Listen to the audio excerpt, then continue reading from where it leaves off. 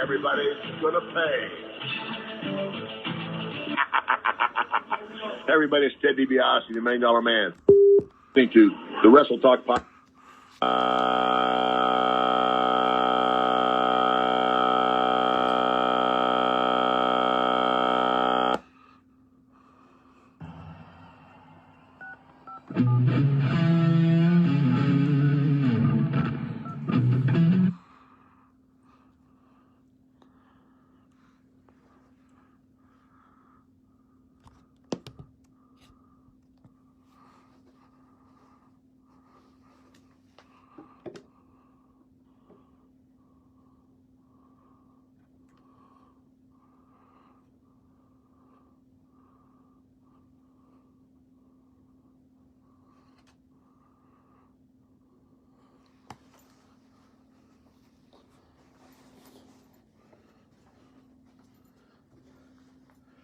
What is up? What is up? What is up?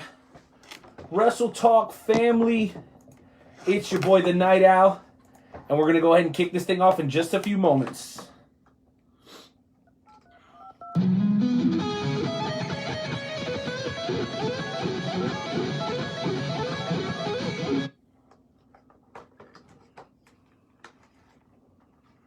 Blog Talk Radio. Welcome to Blog Talk Radio. Please hold and you will be able to listen to the show.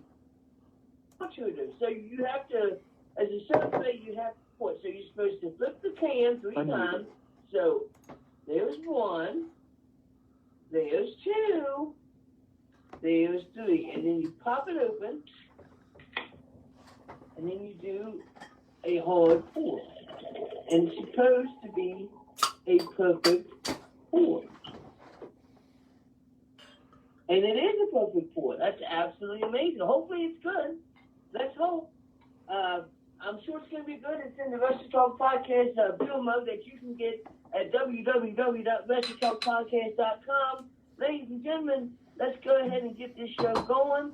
Intern Timmy, if you could please hit that music so we can bring in the Night Owl.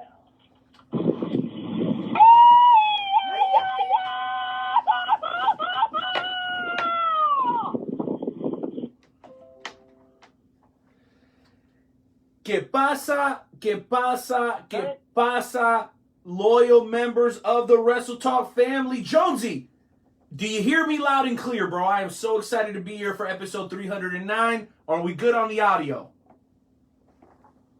I can hear you absolutely perfectly, sir. Can you hear me? Man, I can hear you absolutely perfectly as well. Allow me to welcome each and every one of you guys to the Wrestle Talk Podcast with Joe and Renee. I promise we don't ask for much. If you enjoy the conversation, be a part of it. During the first 20 to 25 minutes, we're going to do the high spot segment, right, Joey? And everybody can call in, talk about professional wrestling topics. You can talk about what's going on in your area. It doesn't matter where you're from.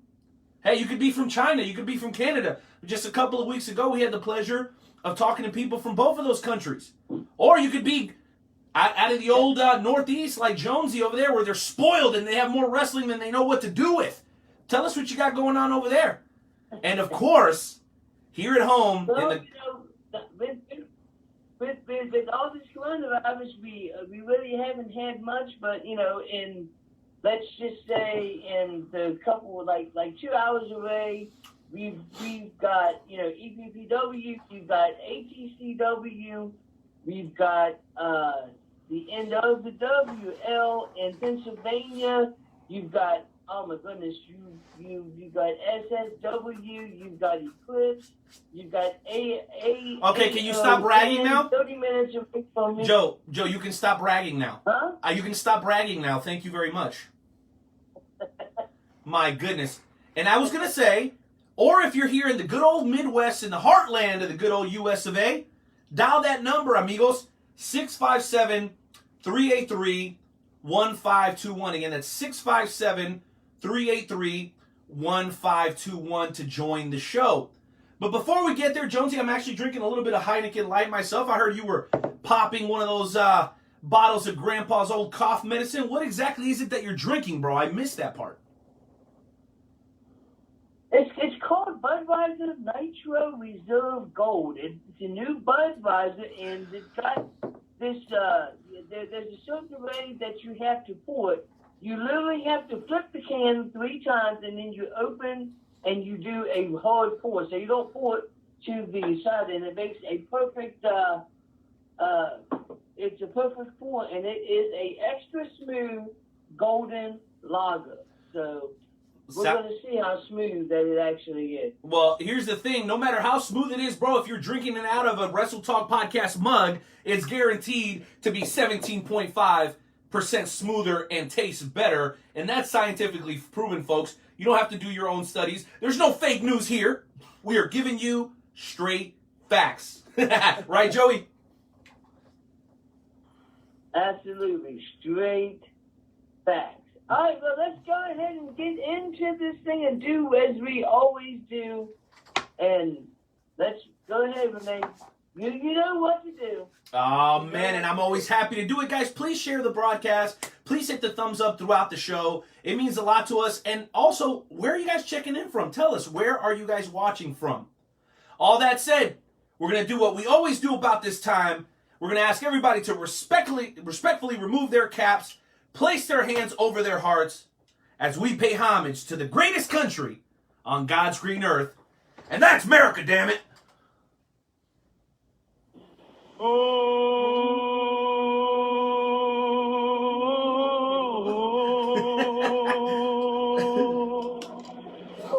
say, can you see?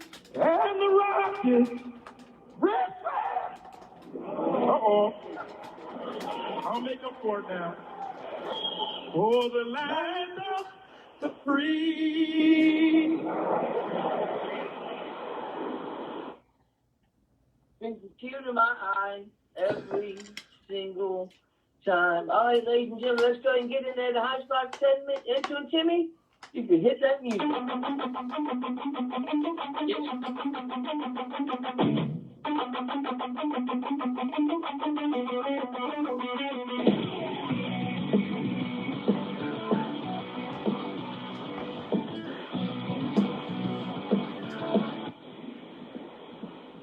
All right, ladies and gentlemen, we got so much that we can talk about, ladies and gentlemen. So much that we can talk about.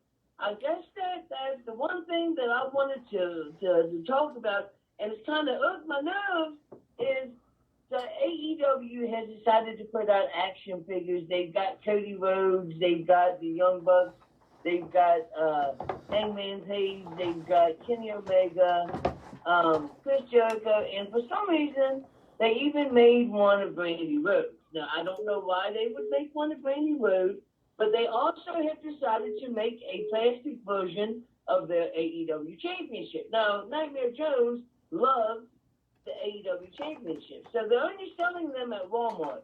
So do you know that I went to 5 different Walmarts, and I still have not been able to find an AEW Championship belt. I even went to Walmart.com and tried to pick up at their store, and that wouldn't even work. I legit had to pick up my order. I had to have it FedEx to me, pay an extra $7. So I paid $27 for a fake AEW title. Wait, I didn't know this was the shoot and shout segment, Jonesy. I swear, just listening to you go off. It's not. It's not. Oh my gosh. And let me. Go ahead.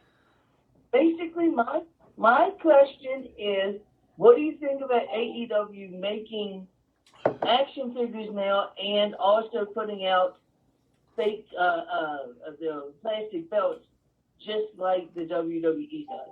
Well, you know what, bro? I'm going to share my thoughts with you, but before I do, let me take a second to remind everybody that here in about 20 minutes, we're going to be talking to Jesse Matthews of Proving Ground Pro. He's a very good friend of mine. We talk often. And he actually hosted me about 2 years ago at a Proving Ground Pro show. I think it was called Grapple Fest, Grapple Mania, out in the middle of central Illinois. It was a beautiful city square show. Really enjoyed it. That same visit, I believe I made it to a Dynamo show and an Anarchy show the day before. So it's very, very busy for us Yeah. that weekend. But man, PGP is absolutely off the chain. And speaking of Proving Ground Pro, Camaro Jackson joins us in the second hour. Oh, he's a former Proving Ground Pro champion. He may still hold the belt. We'll ask him when he comes here and joins us on the show in the second hour. Also, the current Dynamo Pro D1 champion. And also, you're going to love this, Joe, he's also going to be competing at Black Wrestlers Matter, which is an event that's taking place on the 22nd in Iowa that yours truly, the Night Owl, and Nightmare Jones, the Wrestle Talk podcast, we're actually going to be sponsoring. You might have seen it on social media.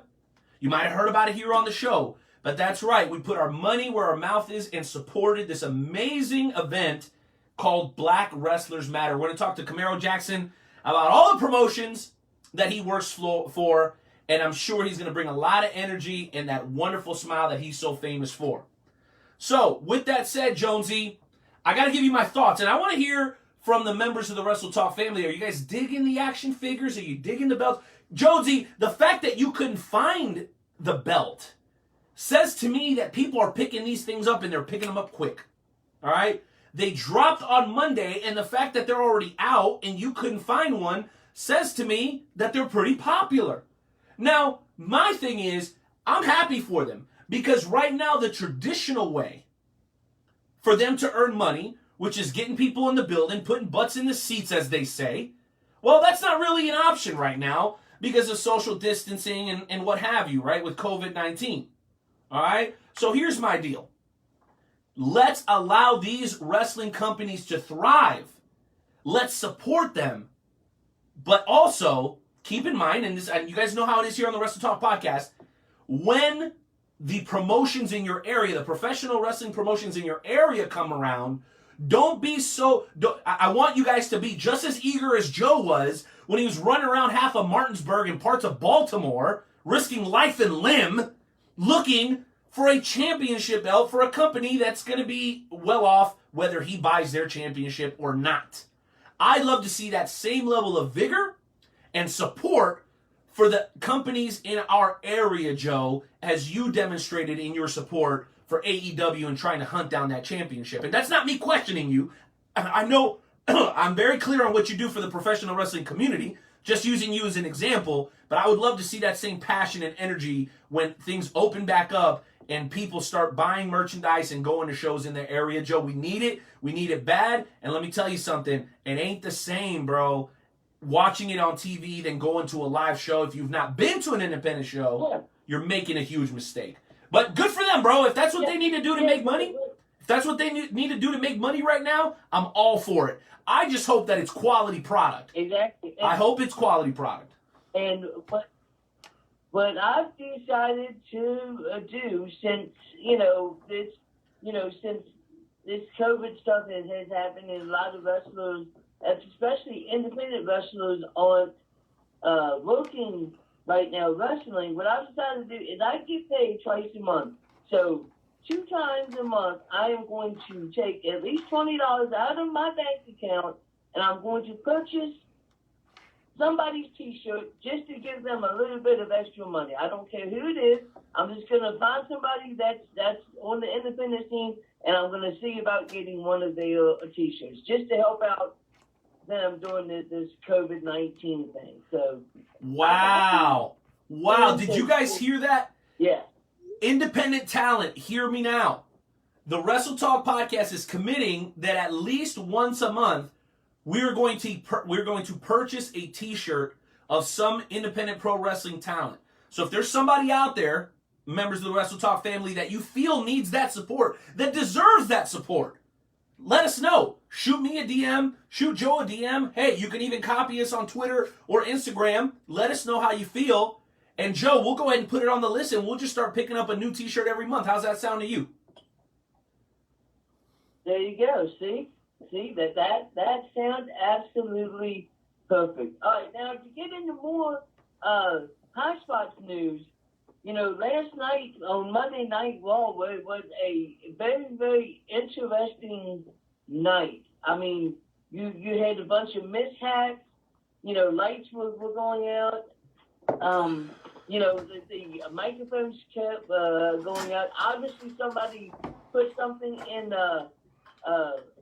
what's the guy's name? I can't remember the guy's name, but he ended up Montez Ford. Out. Ford. So Montez Ford. Yeah. So I am definitely interested in seeing exactly what's going on with this new stable that they've got. In the WWE, as well as this underground Monday Night Raw. How interesting was that, Renee? Well, let me get to you in just a second, Joe, because I got a couple of messages coming in, and I might have some great news to share with you guys before the end of the first hour. Oh yeah, it's all good news, Joey. Oh, man, I can't wait to break this news for you guys. I just had to verify that and get all my ducks in a row. But repeat the question, bro. I want to make sure I understand what you said. So you were talking about Raw last night, okay. All the mishaps. What was your overall question, though? Yeah, I was talking about the new faction that debuted last night. We don't know who they are. And this underground Raw that they're doing during Monday Night Raw, kind of like a shoot fight sort of thing. It was definitely interesting. What were your thoughts about that? So you're asking me about Raw Underground, am I correct? Is that what you're asking me about here? About Raw Underground and the new stable that debuted last night. We still don't know who the heck they are. There are people that were causing all the havoc. Blowing stuff up and, There. Okay, I got you. Somebody said it's somebody on the live stream said it's the Spirit Squad. Hey,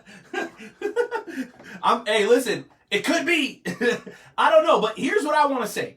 I for one, I'm happy that Shane is back because I'm a big Shane McMahon fan. I don't think he gets enough credit. What do I think about it? I think, okay, here we go. So listen, there are some things that you can kind of portray to be real without anybody really calling you on it because we all kind of are in on it, and it's called professional wrestling. Like, there's a certain understanding between the fans and the talent that, some things are not going to look and feel 100% authentic as if they were really fighting, right? So there's things in professional wrestling, I'm not going to ruin it for anybody, but there's things that you go, if this was a real fight, that probably wouldn't happen, right? So to me, where the line is drawn is where you separate MMA from professional wrestling. I think they're two separate things, and I think that there can be some crossover, but with what I saw last night, Joe, I was not happy. I have a hard time getting into MMA myself because of all the ground and pound stuff. Some people really love it and appreciate it, and that's not a knock. But when you start adding, Shane McMahon, and I love Shane McMahon again, when you start adding him just arbitrarily ending matches off a couple of elbows, I just don't know. It felt like Fight Club. And I think that's what they were going for. But if you want us to take it and perceive it as if it's more real, but there's no true competitive aspect to it because it's just Shane McMahon running around and barking and saying, oh my God, it's over, doing that whole deal. I just think that I need to see more because right now it just looks like somebody had a crazy idea. They threw it all together and they're like, whoa, let's see if this is going to work. It didn't really catch my attention enough to take it seriously. Do I want to see them expand upon it and try more? Maybe. But honestly, bro, right off the bat, I just wasn't impressed. They were, 15 minutes into it, and then all of a sudden, Mr. 305 and Lashley, and these guys show up and they take it over, and then they all have fights in suits, and I'm just like, no, I'm like, this is too convoluted. I'm confused. And you had like a referee that you see every week on Raw. He was the official down there, except he had a black shirt on. And I don't know, bro. It was just messy. It was messy. I don't think it was very well thought out. The execution, I don't know how to gauge the execution. You know why? Because I didn't know what I was watching. Is it wrestling? Is it MMA? Is it something in between? I don't know, bro. It felt forced to me, man. It felt like WCW in 2000 2001, where they were just kind of reaching and hoping and trying to see what would work, and you already kind of saw the writing on the wall, like, yeah, bro, I don't care what y'all do right now, and it's not happening. That's kind of the vibe I got off of it, bro. I hate to be negative. I try to be optimistic, but I just didn't understand it. And it didn't do anything for me. I mean, just to be honest. There are a lot of people that are feeling the same way. I like it because it's something different. I'm gonna at least give it a couple, episodes and see, what goes. I'm not one of these type of people where you have one episode and then, just because I don't like it, I completely trash on it. So I'm gonna give it a shot. I'm really excited to see exactly who this new stable is. And apparently they were supposed to be unveiled last night, who they were, but because of Vince McMahon coming in and turning up the schedule for Monday Night Raw, the script, like right before Monday Night Raw, so they had to redo it. They kind of cut that bit out. So, but I think that makes it interesting because we're still wondering exactly who these people are. Right. So, hey, shout out to a couple of people right here. Just real quick, Joe. Shout out to the Lime Time podcast. Shout out to CJ Barry. Shout out to Cody. Shout out to my man Vinsanity. What's up, Marcus? Mayhem is in the house. The MEW Mid-Continental Champion is in the house. Goat Ref is in the house. What's up? Herb Simmons, love you, brother. Good to see you. Shelly Conway, representing Illinois. And our boy Henry, bro, from a couple of weeks ago is in the house. And we got Hardcore Hoss peeping us tonight, man. If you guys haven't already, please hit that like button. Please hit that share button. It means a lot to us to see those thumbs up and hearts flying across the screen. It motivates us and keeps us going throughout the duration of the show. Now, here's something that I wanted to bring up, Joe, and it's been a topic of conversation here, especially within the last 24 hours. Do you smell what The Rock is buying?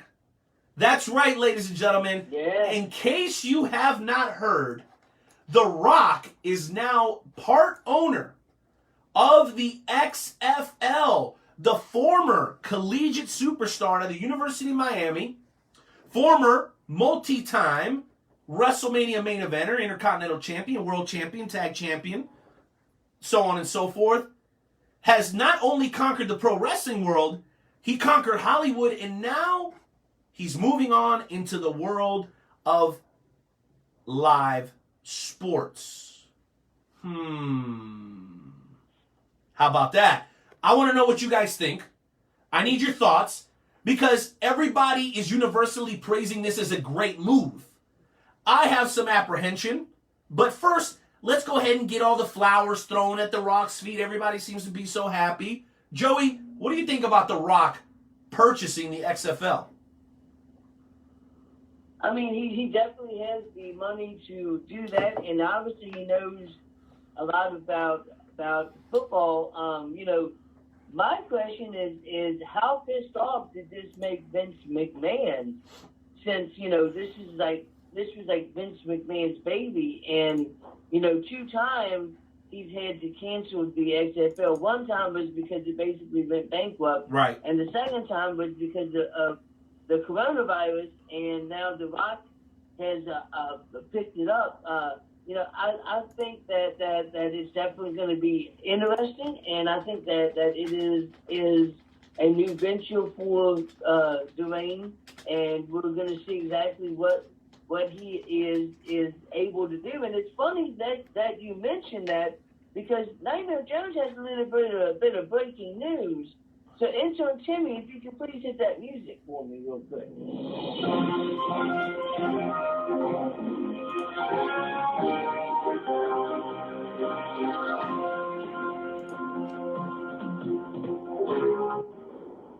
All right, this just in, ladies and gentlemen. This just in. Apparently, seeking to outdo longtime rival Vince McMahon, media mogul Ted Turner held a press conference today to announce that he is starting up the World Championship Football League, ladies and gentlemen.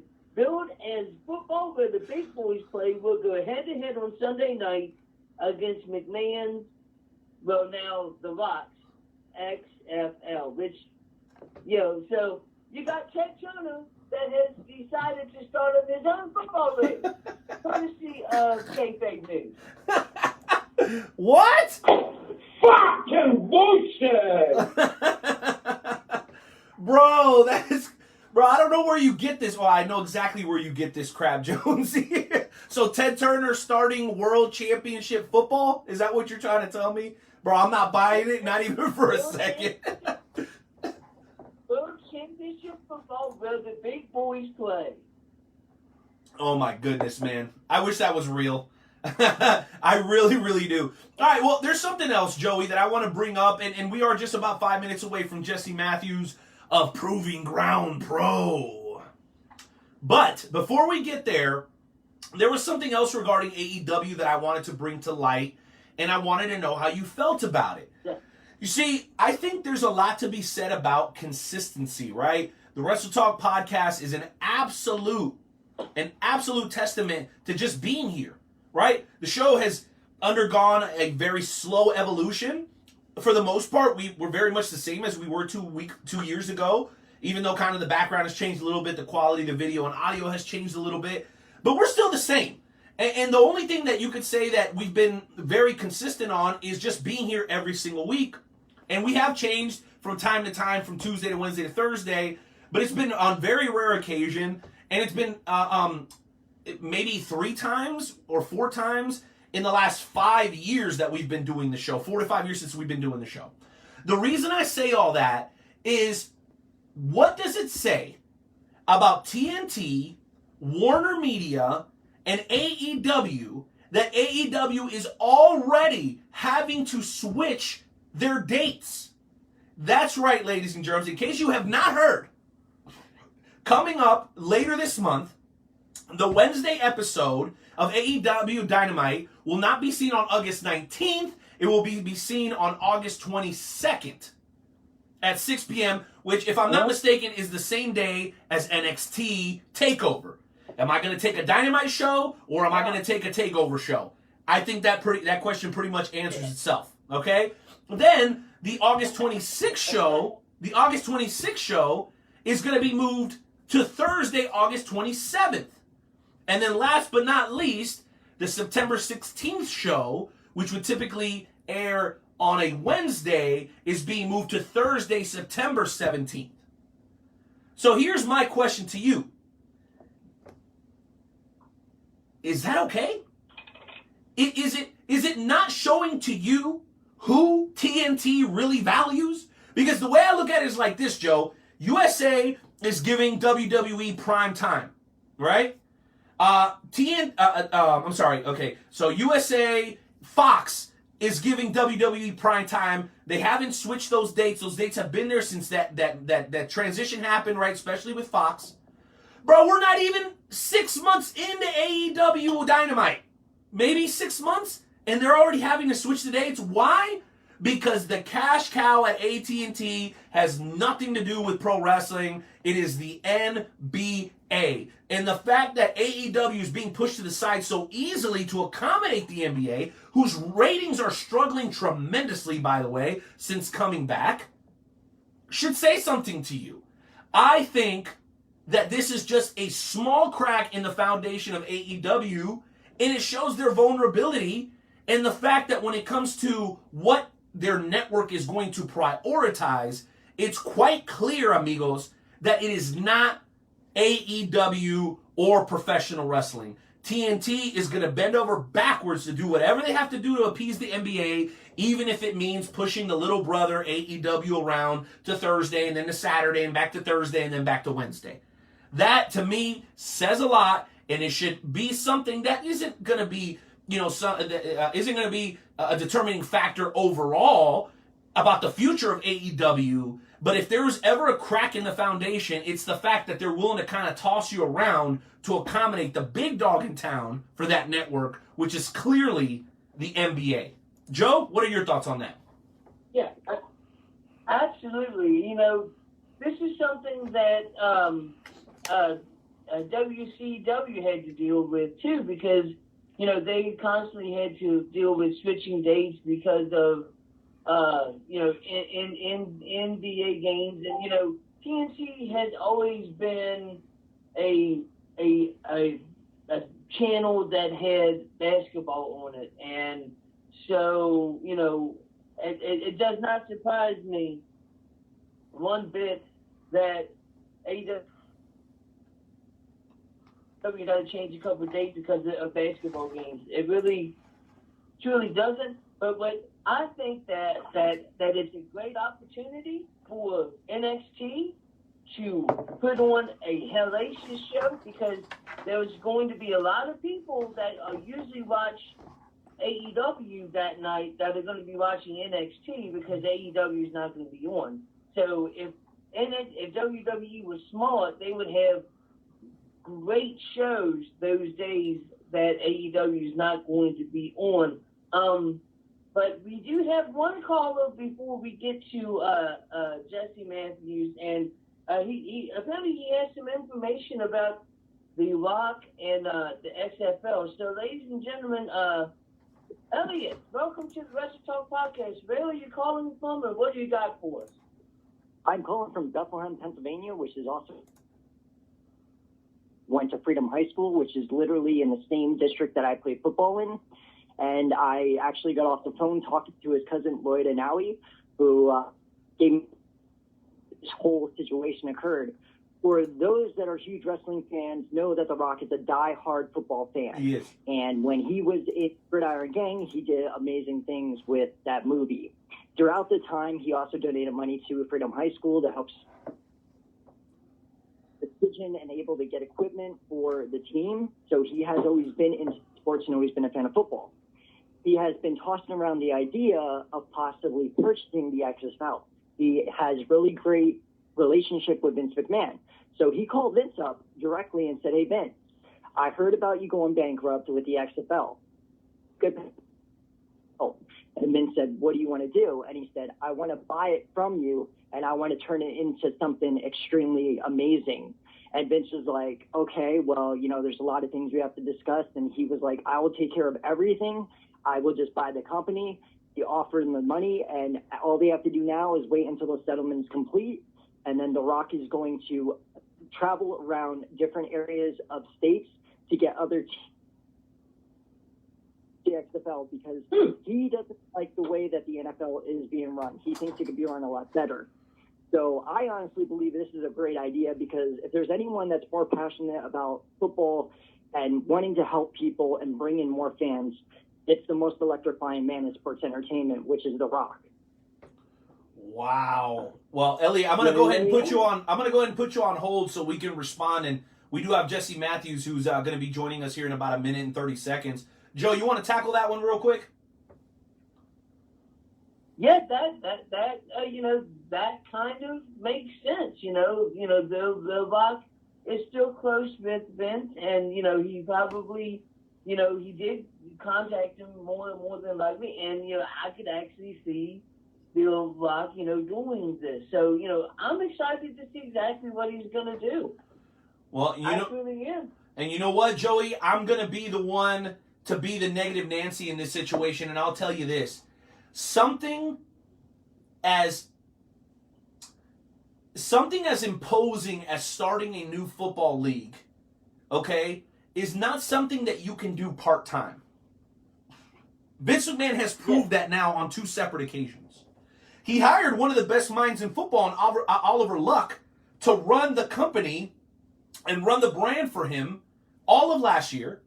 We can dispute all day as to whether or not it was a successful tenure. I would tend to say that it was, okay, despite how things ended. But if The Rock is planning on buying the company and being the face of it, I think that everything else that he is involved with, which we know he's in acting and he's an owner of several different restaurants and so on and so forth. So if he thinks that he can be a part-time owner, not of a franchise, but of a whole league, I think he's got another thing coming. And I believe very much that you hire the right people and you just let them do their job. And that's all well and good if you're going to be a spokesman, okay? But if you're going to be the owner of the whole league, Is he going to stop making movies? I don't think so. I mean, he's the #1 box office hit in Hollywood. I'm just concerned that to undertake a project of this magnitude, to have that many different interests and that many irons in the fire, to me, it provides a significant amount of concern, when in reality, the whole contingency of the XFL being successful is going to kind of lie on the celebrity of The Rock. And if he's not able to give 100% of his attention to it, then why would I? As a fan, if I know he's only there 10% of the time, it's not like Roger Goodell spends 10% or 15% of the time doing NFL stuff. No, he spends 100% of the time doing NFL stuff. So that's my only concern. The guy's been a golden goose everywhere he's been, so don't let me be the jackass sitting in his house saying that he can't do it. I'm just saying there's absolutely, without a shadow of a doubt, reason for concern. And if you're buying it hook, line, and sinker, just look at what's happened with the XFL in its previous 2 incarnations. I'll leave it at that. Nightmare Jones, let's move on to our featured guest for hour number 1. Absolutely. Ladies and gentlemen, this gentleman has been, he's been a footballer, he's been a wrestler.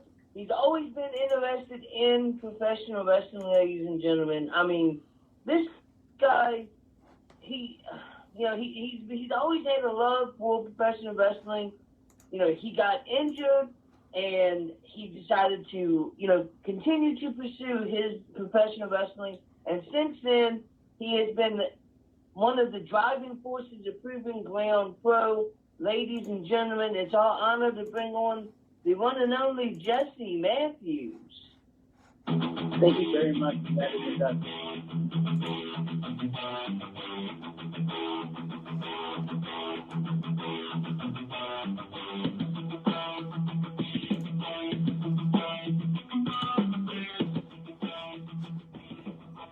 Jesse!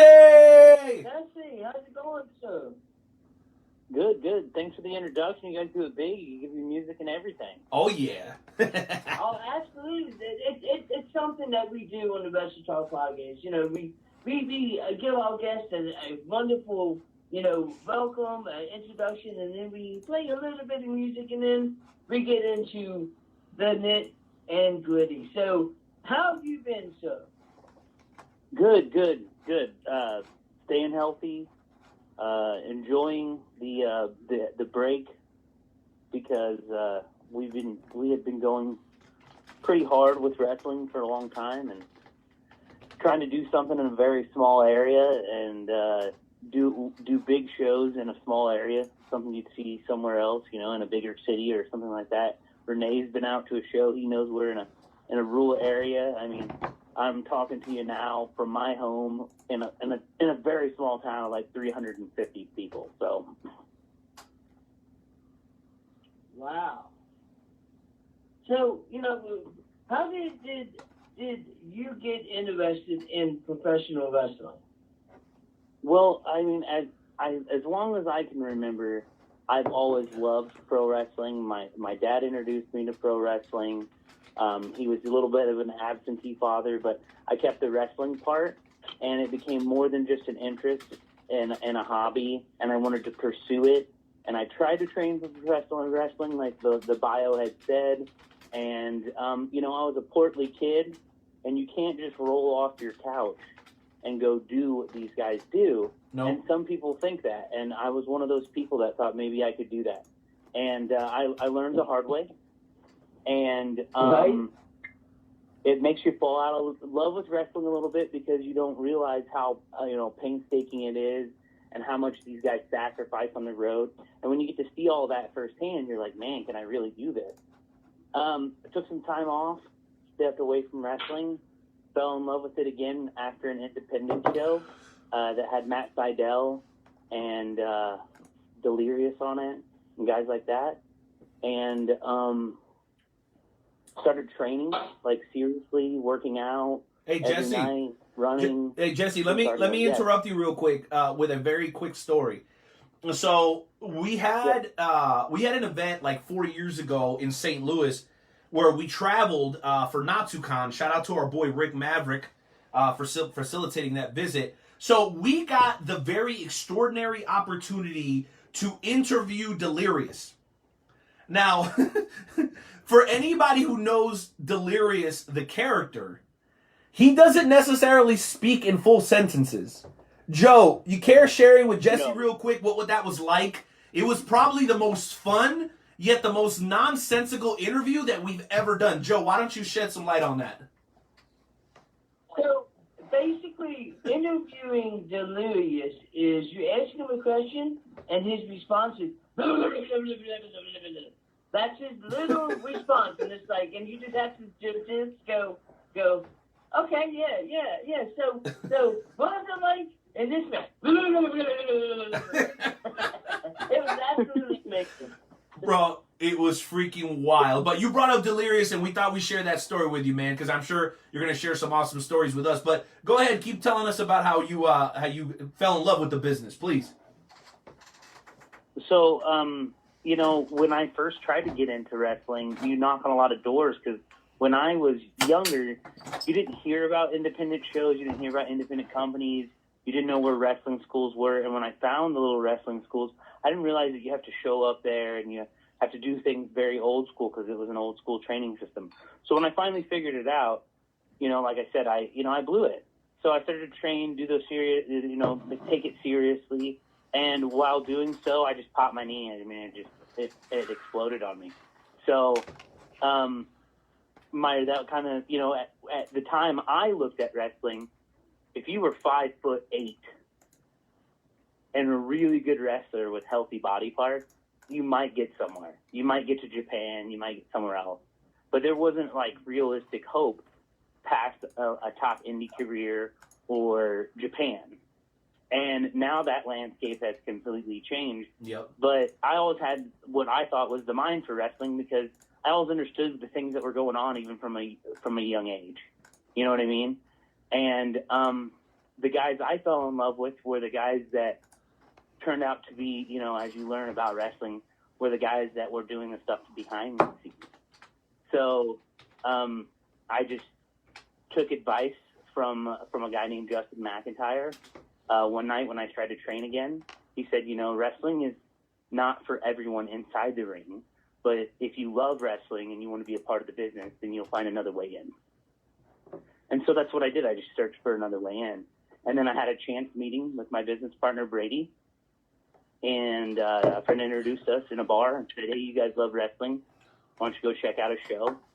We went to a show because I knew a guy named Blake Steele that was on the show, too. And he had mentioned it, and they had dollar beers, so that's a big bonus in the world of pro wrestling. Hey, sounds like you went to SICW.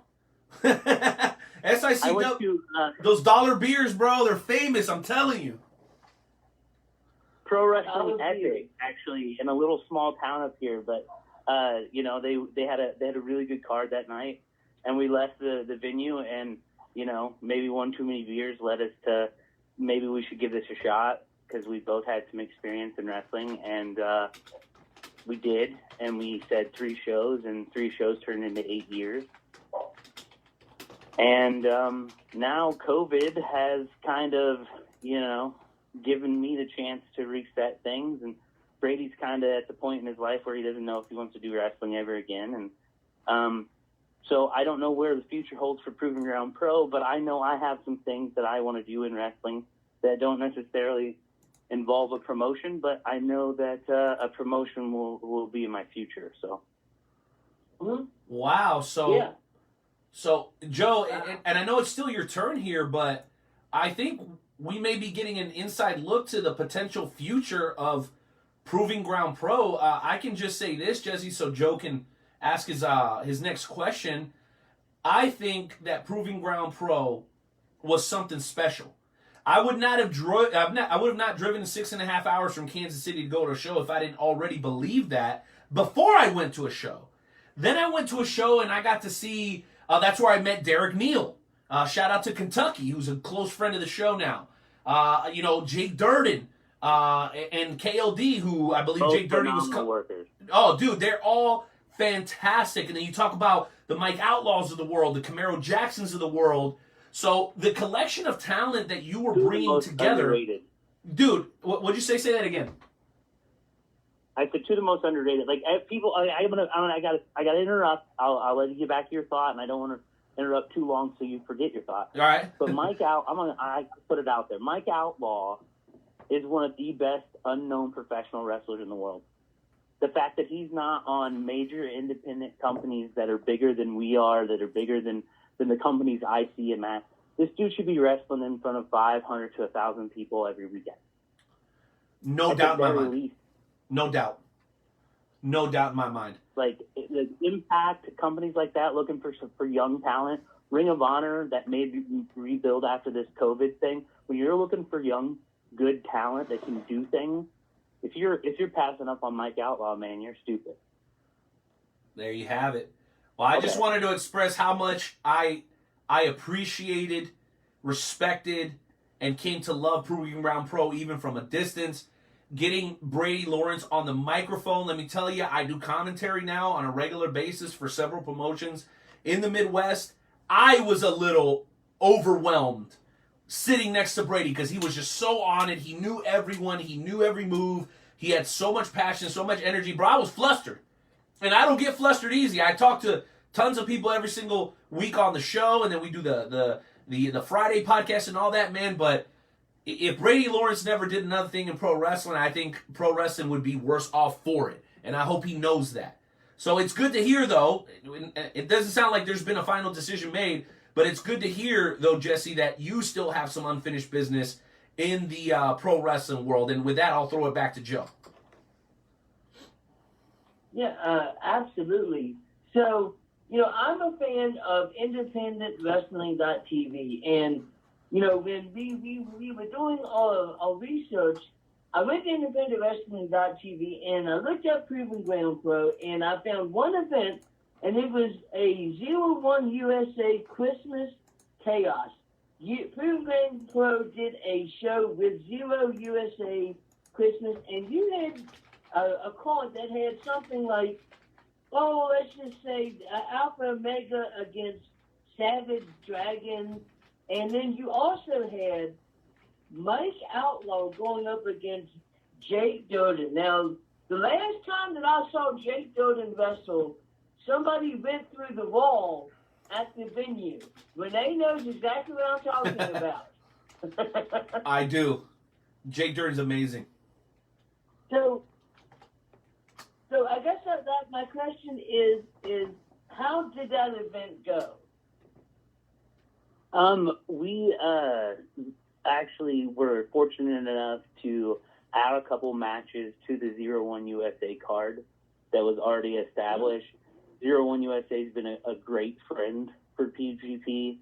Shout out to David Cavazos over there, Jordan Perry, guys like that, because they've never shied away from featuring some other shows besides their own and giving them a platform in a different area. And we knew we weren't going to run for a while, and we wanted to give the fans a little something extra.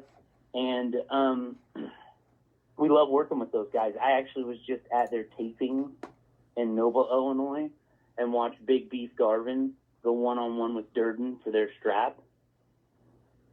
I watched a fantastic triple threat match with some young talent with Sky Blue, a really great female out of Chicago, and then Jake St. Patrick and Victor Analog.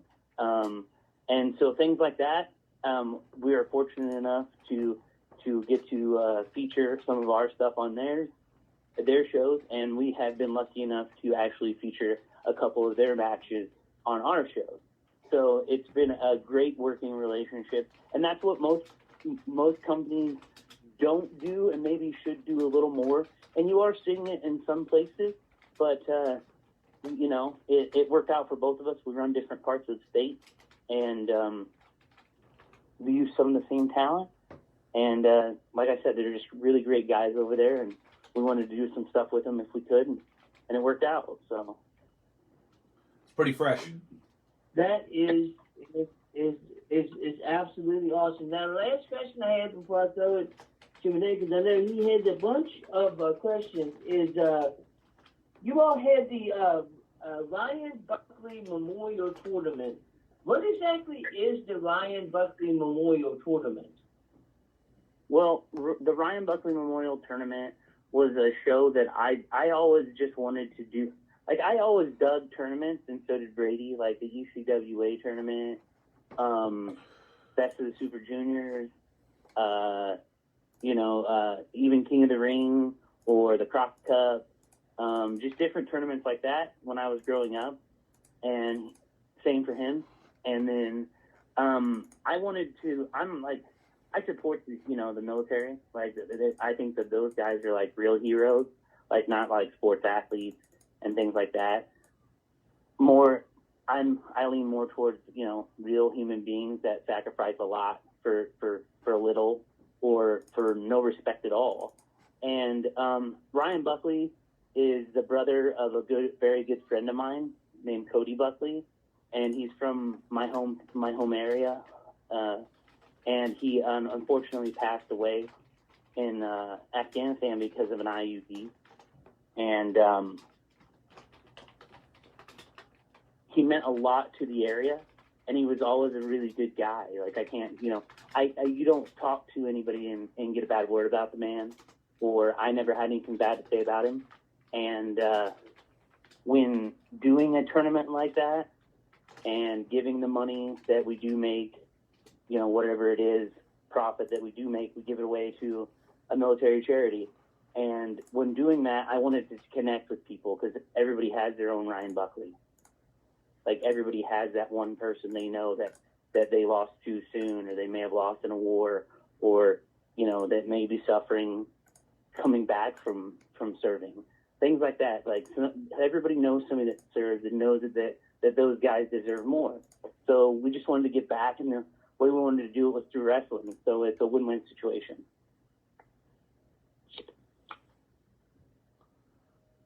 Awesome. That sounds like a very honorable thing that you all did.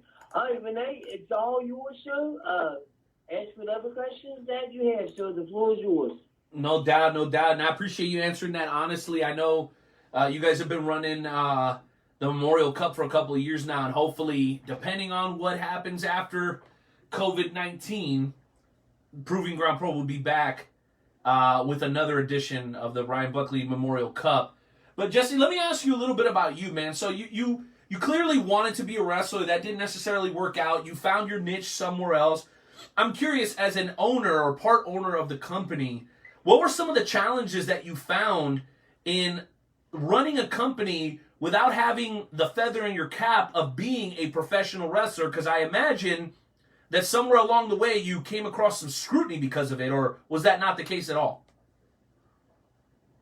I'm sure that there is some scrutiny. I mean, sometimes in the wrestling business, guys will say one thing to your face and say another behind your back. So you never know, like in the wrestling business, life's the work, man. Yeah. But that's the only way I can describe it. But it was a learning experience every show. Like, every show for 8 years, you try to get better than the next show and try to fix the things that, everybody said you did right on one show. You try to, repeat that kind of success and fix the things you did wrong. And sometimes you get it right and sometimes you don't. And it's just been a learning every month. Like I didn't have the experience of somebody sit me down and teach me how to book. But I got lucky enough to have guys come through the door that were willing to teach me. Or if I asked them things, they were willing to show me things. Or I picked things up watching guys for, like, hanging out at shows and trying to get, like, somewhere in the wrestling business, being a lackey who cleaned the ring or put the ring up. Like, a lot of guys, sit back and are like, cool, man, I'm a part of the show. I wasn't happy with that. Like, I listened to everything the guy said, or just, took any kind of experience I could and learned from it. And I learned from a lot of guys that may not even realize I learned from them. And just learned on the job. And that was been the fun part of it for me. I mean, learning how to do everything and do it better and learn how to do things that you didn't think you could do. And then the other part of it is the stuff that you don't see. Like, I'm the one that, you know, books venues, and I, you know, try to go out and get festivals and sponsors, and trying to sell people professional wrestling is really hard compared to, you know, trying to sell them a car or something they need. Right. Right. And I'm curious that you almost kind of stole my thunder with the next question. What's something that you found that maybe you had a misconception about when it came to pro wrestling before you actually went in to the ownership role? That I understood it as much as I didn't. You know, like, I thought I had a better understanding of wrestling and how, oh man, I can book and I can put this together and how to time a show.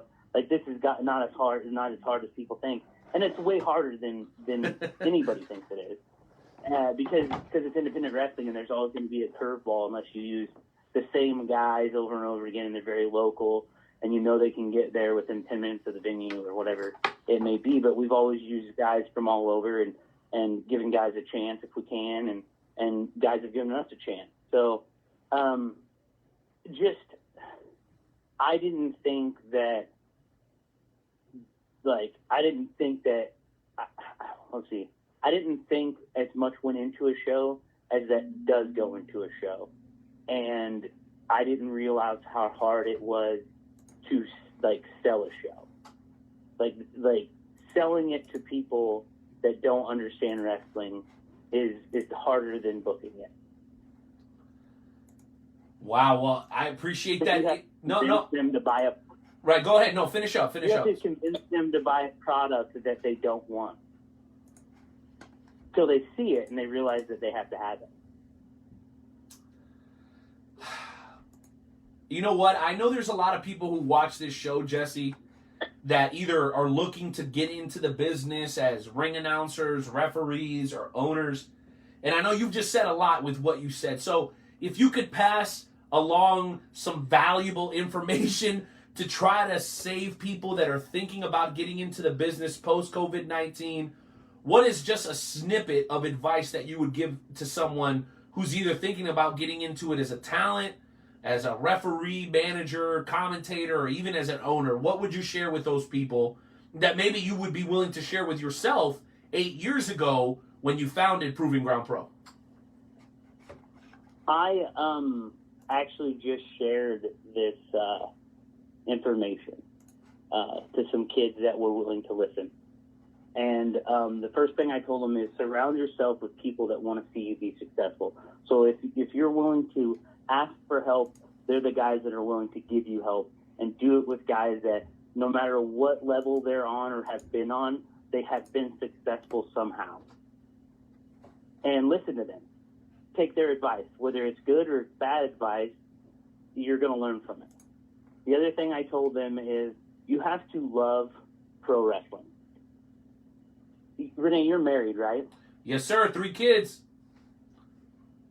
Okay, I'm recently engaged. Okay, I know that when I love Jenny, she's gonna love me back.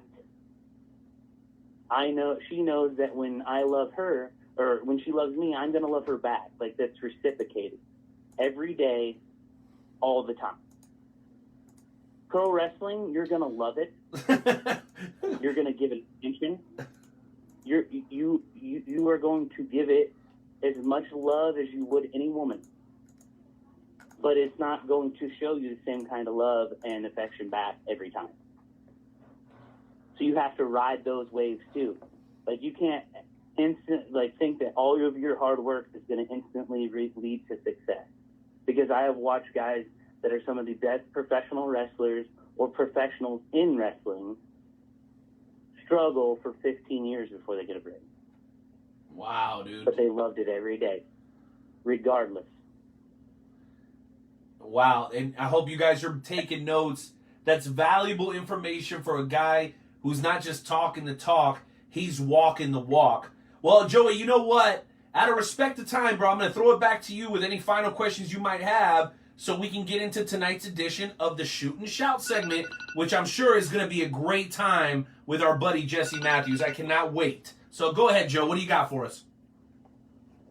I have one final question, and that final question is, what do you hope that the fans get out of watching a proven ground foe? Like, at the end of the night, when the fans leave, what do you hope that the fans get out of going to one of your shows? It's like the most cliche thing ever, but I want to make sure that they know they got their money's worth. And then I want them to leave and know that, like, there's pro wrestling out there outside of the big companies where guys work just as hard, and they're going to be lucky to see them on that level before they get to the dance. Yes. Great advice. There you go. That's good stuff, Joe. That's great stuff, Jesse. Well, you know what? I know we could go on for hours and hours, but you know what? We want to go ahead and pick up the pace a little bit. Joe, is it time to get into tonight's edition of the Shoot and Shout segment? Because I'm ready. It is. It is time. So the Shoot and Shout segment is going to be your opportunity to tell everybody what is making Jesse mad. What's pissing Jesse off? It could be wrestling related. It can be coronavirus. It can be absolutely anything. We're going to play a little bit of music. Renee's going to go first, then I'm going to go, and then you're going to close this out. Are you all right with that, Jesse? Yeah, I got bring you. the fire. Yes. All right, Jesse. He's going to bring the fire. All right, so we're going to play some music, and then Renee's going to start it.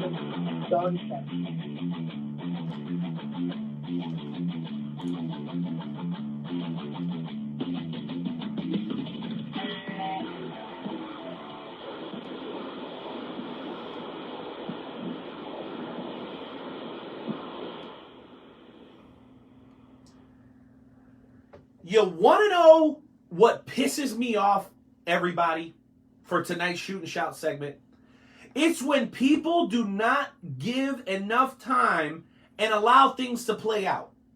So this is kind of a two-parter, and I'll make it quick. Number one, the best wrestling company in the world, in my opinion, is New Japan Pro Wrestling. Nobody's talking about New Japan Pro Wrestling. You know why? Because they don't have controversy. You know what they do? They just put on kick-ass shows all the effing time. And the fact that they don't have this constant controversy surrounding them about ratings and about who got arrested and who's not being booked properly and blase, effing freaking blah. When you got a company that's this good and they just focus on the wrestling and they don't get any notoriety, it makes me very angry. Because you guys are missing out. You need to do yourselves a favor and pay attention during the New Japan Cup. Google it. All the dates are available over at NewJapanWorld.com. Okay? The second part of this is the fact that people are unwilling to allow things to play out. So I didn't get a chance to watch all of Raw, so I went to YouTube like many of us do and went to see and look out for a Raw recap. Bro, the guy who was doing the recap was crapping on everything that he was looking at. He was like, well, clearly Montez Ford is going to turn, Angelo Dawkins is going to turn on Montez Ford. You can see this thing coming from a mile away. Remember when Enzo and Cass, they did the same angle, and then the same thing happened with Shawn Michaels. I'm like, bro, it doesn't even sound like you like wrestling. You're shitting on everything you see. So, are you a fan or are you a critic? Because the guy who kept calling himself a fan, I'm like, dude, you're not a fan. You're a critic. You don't love the sport. You love to criticize the sport. And maybe, yes, some things are overly obvious and it can be a little frustrating when you can see it coming from a mile away. But guess what? You ain't the only one watching. There's 8, 9, 10, 12, 15-year-olds, all the way up to 100 years old that watch professional wrestling. Not everything is going to be specifically curtailed to your taste. And that's okay. You know why? Because there's 1,000 other professional wrestling companies out there that you can watch or look up and find exactly what you're looking for. But the fact that people are just immediately tearing down stuff that they haven't even waited for it to play out yet, it just aggravates me, it chaps my ass, and it makes me want to shoot and shout. So that's my shoot and shout for tonight, gentlemen. Try and follow that. Man, how the heck am I going to be able to follow that? Man, you know, I guess that my shoot and shout is kind of a play off of Renee, what irks me is when people don't want to wait. They want the results right then and there, right then and there. They don't want anything to play out. They want everything right then and there. They don't want storyline. They don't want any build up. They want everything right then and there. And it irks my nerves when people bash things that AEW does, the bash what WWE does, all because they don't want to wait to see what is going to happen. And you see it all the time. People bashing them for things that just started. And like for instance the Jeff Hardy thing, as soon as they started that angle, everybody bashed it. Everybody bashed it. And at the end, it was a great storyline, if you ask me. But that's just my opinion. I love it, Joe. Great passion. Jesse, you know how this works, man. Tell us what's pissing you off, and it doesn't even have to be pro wrestling related. The floor is yours. Oh, boy. It's the theme of the evening, okay? We're going to talk, I'm going to make 3 points, and I'm going to make them really quick. Okay, wrestling companies that are on TV, right now is your chance to be creative. Yes, throw a couple things at the wall. Don't get too crazy. Don't freak the fans out. But you know what? Throw a couple things at the wall. Make some new stars. All right? Stop being lazy. Facts. Next. Fans. What the... Can I cuss on here? Bro, it's internet radio. I'm surprised you haven't already. Oh, what the fuck do you have to do during COVID? Okay? Why don't you take some time, remember what professional wrestling was like back in the day when you fell in love with it? Let them tell you some fucking stories, suspend disbelief like you wanted to, stop being a fucking critic. Let them take you away from this COVID shit for 2 or 3 hours. I know it's a little hard with no fans there, but let them do their thing and tell you some long-term storytelling. Let them make new stars, because if you don't, it's going to be fucking dead when you come back. Woo! My last point. I think I got a drop for that, Joey. AEW. Go ahead, sorry. AEW is great. WWE is great. Impact Wrestling is being overlooked. Agreed. Their talent has gotten better. Their production has gotten better. They are doing things better. Check them out. If you are wasting your time, or you feel like you're wasting your time watching some of the other shows, give them a little bit of your time, even if it's some of your YouTube time. My next thing is, and my last thing is, AEW wanted to be fucking different when you started this shit, and you're not fucking different. Put the fucking strap on the best dude that you have in MJF. Let that heel motherfucker run your show for about a year, and make stars with him. He's a fucking star. Yes. Make stars with him, and stop saying that, oh, we started this shit to be different. No, you fucking didn't. John Moxley doesn't need a belt to push your ratings. MJF with your strap will make 2 or 3 guys before he drops that damn thing. And the guy he's going to drop it to should be Adam Page. So that's my biggest rant. And Ricky Starks don't overlook that motherfucker. He's going to be a star. Done. Boom, baby! I absolutely agree about MJF. Do you realize that MJF is still undefeated in AEW, and he's never had a title shot? Undefeated and never had a title shot. And do not do what you've done to the rest of them and kill him off by making him lose to Moxley. Do not break him and Wardlow up. Do the damn thing and put the belt on him. Put the strap on him. I love it. He's a heat-seeking fucking missile, boys. Gotta cut him loose, baby. He is.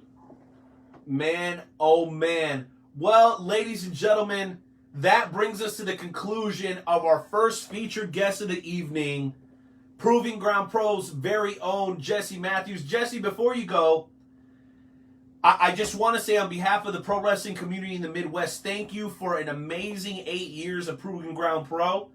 I know that the final chapter is yet to be written, but just one man's opinion, and that is I would love to see you guys continue.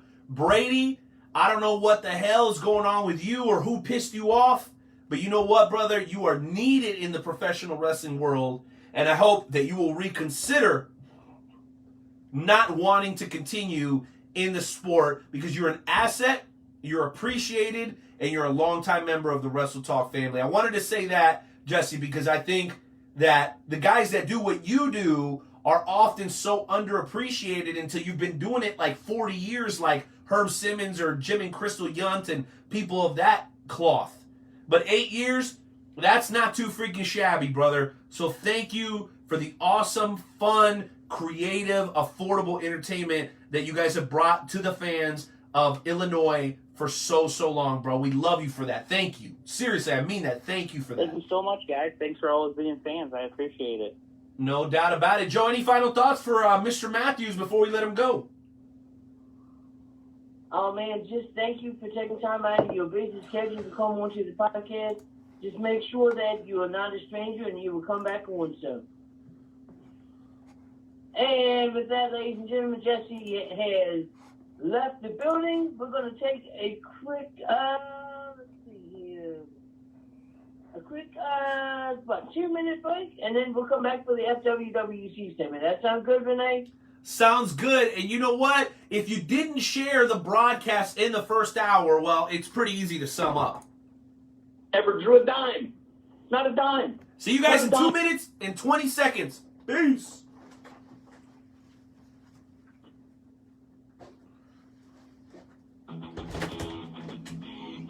Muted.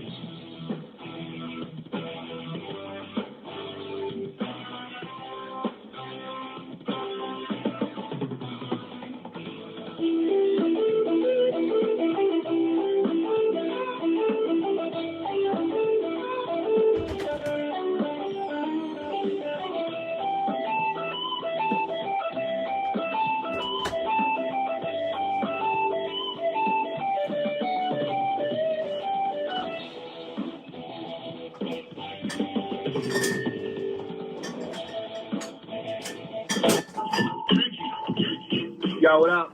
Night Owl. Nightmare Jones. What up, Wrestle Talk fam? Do it for y'all. Check me out. Kick in the door, waving the 4-4. Even them haters can't hate us no more. To unlock your door, cause we got some more. Every Wednesday we here, keeping it raw. Night Owl, Nightmare Jones, and all the best guests. Like a double barrel pointed right at your chest. Wrestle Talk Podcast.com. Smashing and killing it like the night of the prom. All right, now, ladies and gentlemen, I know that tonight I was going to come in here and he's going to kick out Nightmare Jones, and that's okay. But I do have a little bit something that I wanted to say real quick before he throws me out so that I don't have to interrupt anybody, and that is, Remy Ricks, what the hell happened last night, bro? I thought that I was underrated. I thought that I wasn't relevant anymore. You didn't even get one single point, bro. Not even one single point. Stop messing with me. Stop messing with Nightmare Jones, Remy Ricks, because you're not going to like what you get. That's why I call you Rick Rose 2.0, because you talk a lot of shit, but you couldn't get the damn thing Whoa, done. whoa, whoa, Simple, whoa, whoa, here. whoa, Nightmare Jones. Let me tell you something. I know you La Familia heathen. I know you La Familia heathen are used to just running up, talking your trash, and hitting the back door. And that's what you were expecting. But guess what, Nightmare Jones? I'm holding your feet to the fire today. You know why? Because Remy Mother Loving Ricks is on the line, and instead of you running off and not even paying attention to what the man's got to say. Oh, yeah, he is definitely on the line. And you know what? Are you sure you want to do this? Oh, yeah, I am sure. Right. I am absolutely sure. Okay? But before we do that, allow me, ladies and gentlemen, to hit you with the breaking news that I promised at the top of the hour.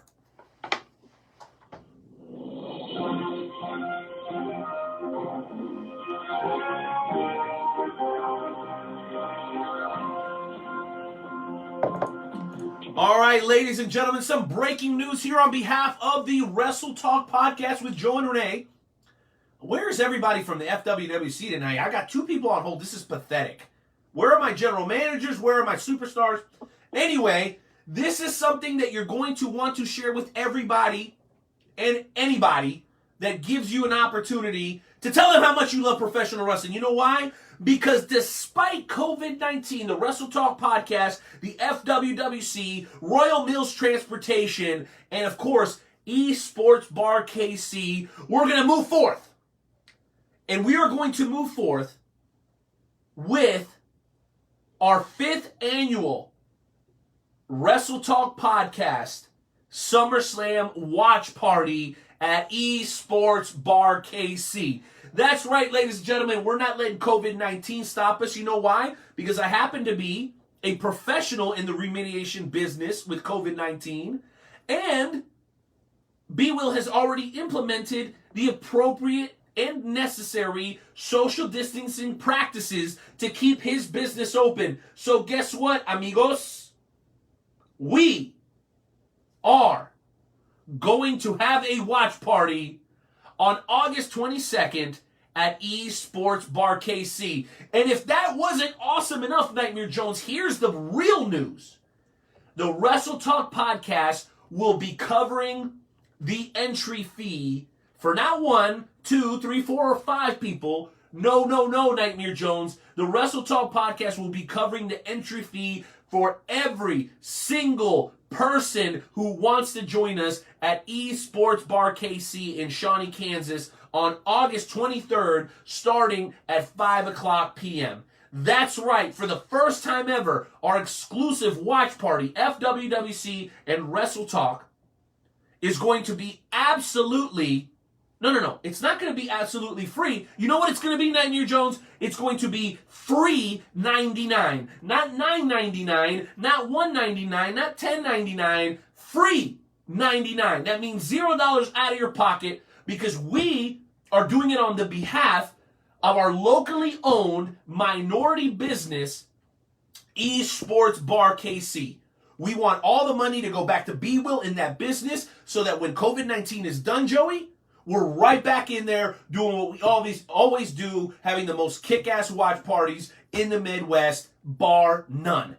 That is my breaking news. So before we bring on the FWWC folks, bro, I gotta know how you feel about that, because that is huge news. Oh, that's freaking awesome, man. Heck yeah. You know, the SummerSlam's back, bro. SummerSlam is back. You know, they've got some great food there. It's always a great time. If you're in the Kansas City area, absolutely, go check them out. It's going to be awesome. So what do you think about the free, bro? Free 99? You can't beat free 99. Now, when you say free, it's coming out of the Night Owl's pay, right? No, it's coming out of Wrestle Talk podcast budget. You know what, Jonesy? We've sold a lot of this mugs, so we're going to put the money right back in to the Wrestle Talk family. That's right. Doesn't matter how many people show up. we are going to cover the cover charge for every single person. And you know what? We might even have a DJ in the house, because I know a guy named DJ Swag who would be in there and would love to be there to keep the party popping even after SummerSlam is over. So we might even have a DJ in the house. How do you like them apples? You can't beat free 99, bro. It's awesome. It's awesome. And B. Will was telling me that he's got a new recipe where you're going to be able to get steak at Esports Bar. Not just nachos, not just wings, but steak or beef on bun. And if you know anything about Kansas City barbecue, here is where you get the very best beef on bun in the country. B. Will's put his own twist on it. And from what I hear, yes, you can absolutely bring your mug, ladies and gentlemen. Bring your Wrestle Talk Podcast mug. Okay? They even have The Rock's new tequila at Esports Bar, Joe. The Rock's new tequila will be there ready to serve for you guys on August 23rd, bro. Does it get any better than that? I don't think so. Yeah, sounds awesome. Let's do it. Let's do it. All right. All that said, whoa, the phone lines have definitely picked up here in the last couple of moments. So you know what? Don't go anywhere, Jonesy, because there's a guy who is not afraid of dishing out some punishment. We saw him literally destroy El Diablo's attorney, and now he's got some words for you. Remy Ricks, what's on your mind tonight? Man, look, we just going to start off by saying, Joe, you can run your mouth all you want. Yes, you won, but if you've never had a bad day, then you're a goddamn liar. But with that being said, I'm going to take my L, I'm going to move forward, and I'm going to do what I'm going to do. So next time you got something to say, set it up, because I got as much free time as you want, buddy. Ooh. All right, well, you know what? How about if I up the ante? So you got a match at SummerSlam, right? But how about if at the next pay-per-view after SummerSlam, which whatever that pay-per-view is, you and I have a match. If you beat me, I will send you a belt so that you can finally walk around with the championship for the first time in your career in the FWC. But if I beat, got it wrong. If I beat you, all that I want you to do is make a promo telling everybody that Nightmare Jones is better than you. Look, I got no problem admitting somebody's better than me.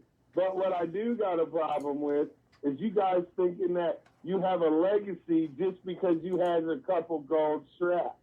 At the end of the day, you need more than some gold straps to create a legacy, buddy. So you better get working on something because your promo game sucks and everything else. Uh-huh. Yeah, wow. Well, so, like I said, big folks, talk a lot of shit until you get the job done. All right. Well, Joey, I appreciate you being here. You said your piece. Now let's get us some one-on-one time with Remy Ricks. Remy, obviously you've got this situation with Nightmare Jones, but that's not all. You are on a hot pursuit after El Diablo, and you recently entered into the Dark Realm Trios tournament. Talk to us a little bit about how Lilith became the third member of your team. Man, look, at the end of the day, I had a team. It was me, Sate, and Funky. And as everybody knows, we ain't going to speak on it no more. Shit happened between what happened, and I had to look for a new teammate. So Saint told me to get a hold of Lilith. And next thing I know, we got a vampire on my team. And as for El Diablo, he can cancel that match at SummerSlam all he wants because, like you said, I'm about to light it up in this Dark Realms Trios tournament. If that's how I got to get a hold of him, then so be it. Well, that's funny that you say that because I remember last week, he made the announcement that, during the FWWC Tonight podcast, sponsored by the Wrestle Talk podcast, that he wasn't going to face you. And I know you were very upset about that, but, I kind of took it upon myself to point out the fact that, yeah, maybe this isn't the time for you guys to go one-on-one, but clearly you're still going to get your opportunity to get your hands on him in the Dark Realm Trios tournament. So I guess my question is, how comfortable do you feel with your new teammates? Well, I don't know, Lilith, like I knew Funky, but at the end of the day, what it boils down to, if anybody's been paying attention, they should see the impact that Lilith left on Arden Murphy in that House of Horrors match. I mean, he isn't the same man since that match, so why not put her on my team? Very, very interesting. Well, Remy Riggs, any final thoughts that you want to leave the FWWC with, or the members of the Wrestle Talk family? Yep, I sure do.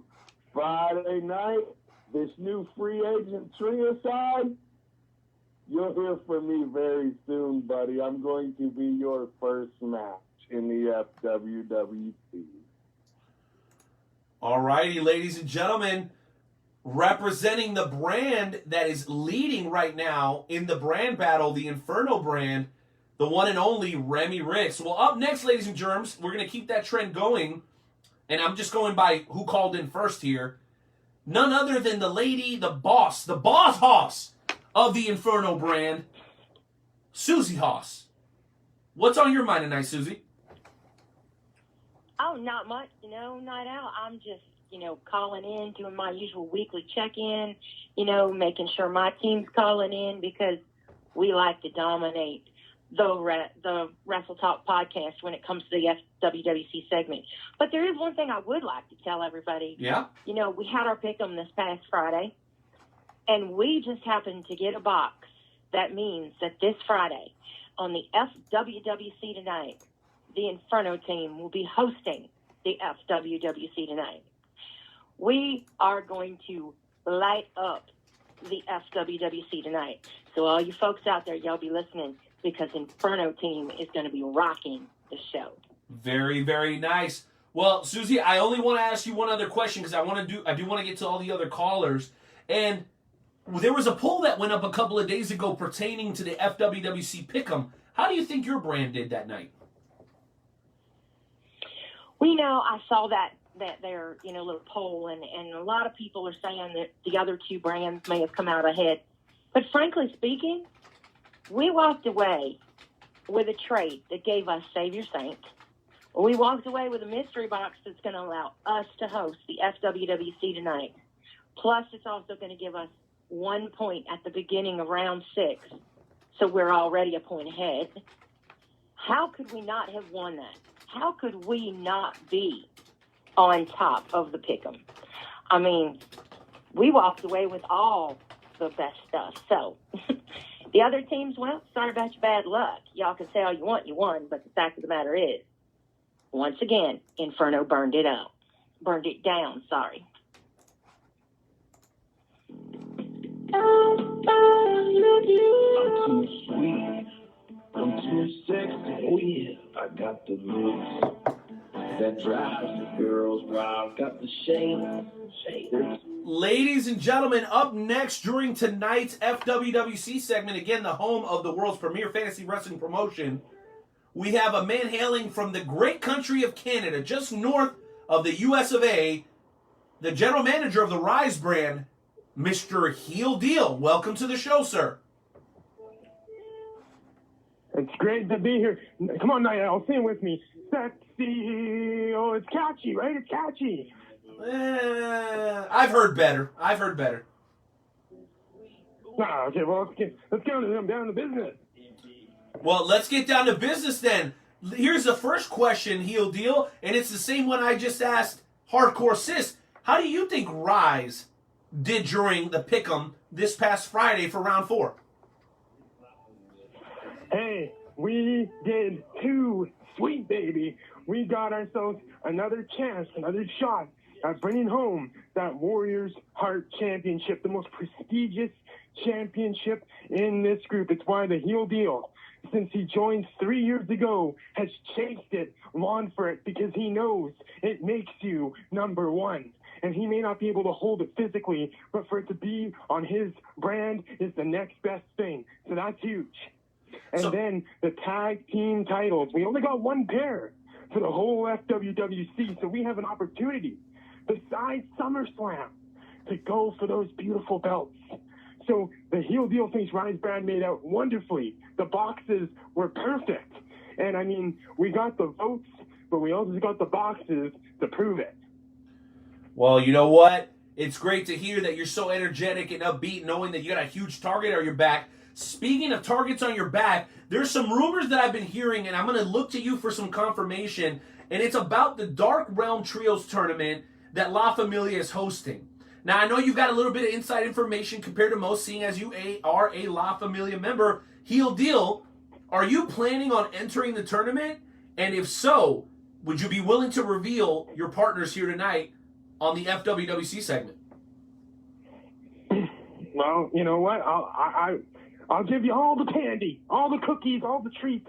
Oh, yeah. The heel deal will be packing his bags, leaving Canada, finding the Dark Realm, going inside. He's going to stand across from his brothers, and it breaks his heart. But the heel deal has always strived to be one thing, Night Owl, and that's number one. Here in the U.S., Canada, Mexico, and the Dark Realm, all over, baby. So the heel deal's packing his bags. He's going to the Dark Realm, and he needs to find two people to fight beside him. And in the interest of being number one, the heel deal puts all else aside. His partners will be Mr. Lucky Charm.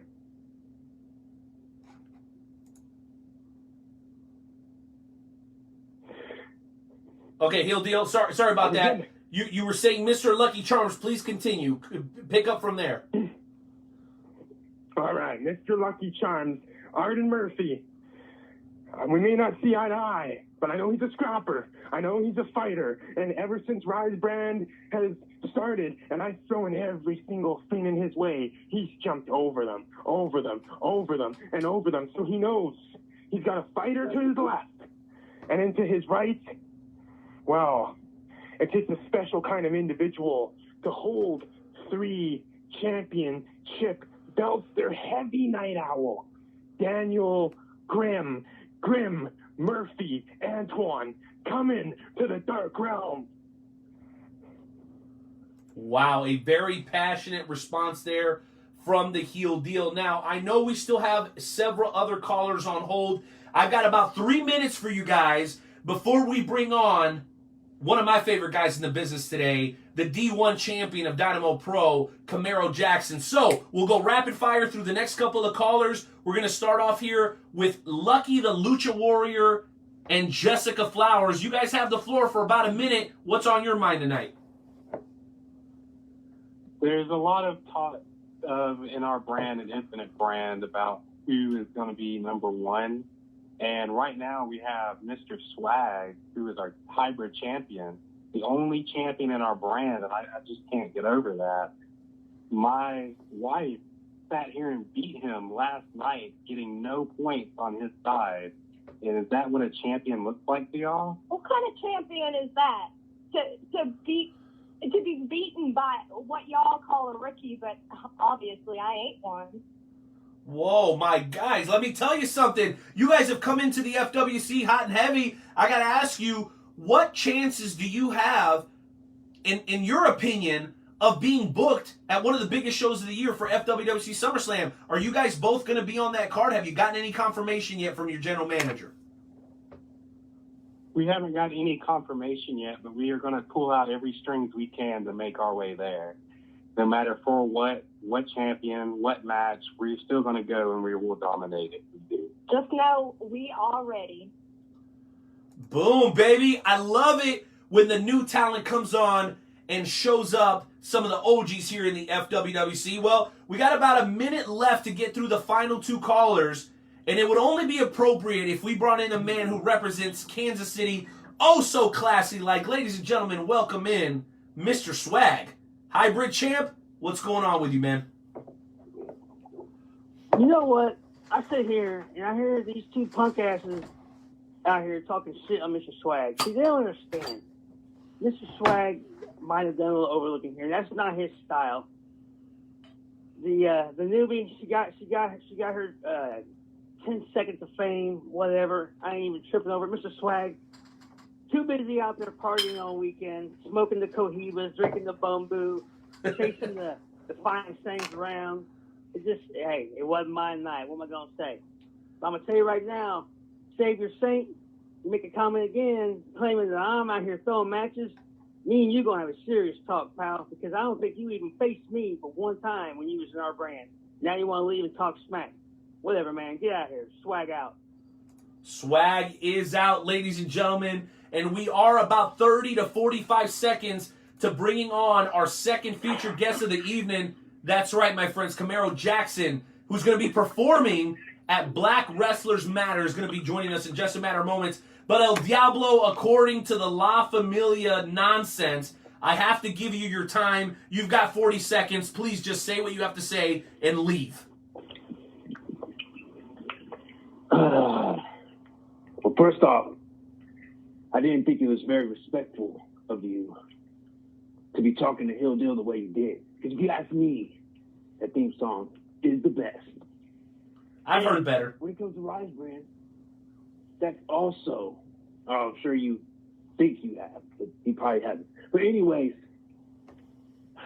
it's sad to see my sister, Susie Haas, dying with all this brand battle crap in her face. Because I want you to know, Mr. Night Owl, in the end of all this brand battle bull crap, La Familia always wins. Well, nothing new from La Familia Worldwide. Congratulations, El Diablo. You just took up 45 seconds saying the same crap you always say. Well done, well done. Well done, and I know you're real proud of yourself. You beat up a couple of girls last week. That's all well and good. What I want to know is if you can prove it. Because from what I understand, you have a shot at the FWWC World title at SummerSlam. And all I got to say, my friend, is deja de hablar y empieza a actuar. That means stop talking and start doing. Okay? Because I'm sick of you running your mouth with your long-ass promos, beating up all reporters and all sorts of people half the time. And the fact of the matter is, when it comes to you actually in big matches, you don't have that great of a track record, my friend. And those, like my buddy Theory says, that's what happens when you operate in the currency of facts. That brings us to the end of tonight's edition of the FWWC segment. So sorry for those of you who've been waiting for Camaro Jackson. I promise you we'll give you the whole 30 minutes as long as he's available for us to give the full 30 minutes.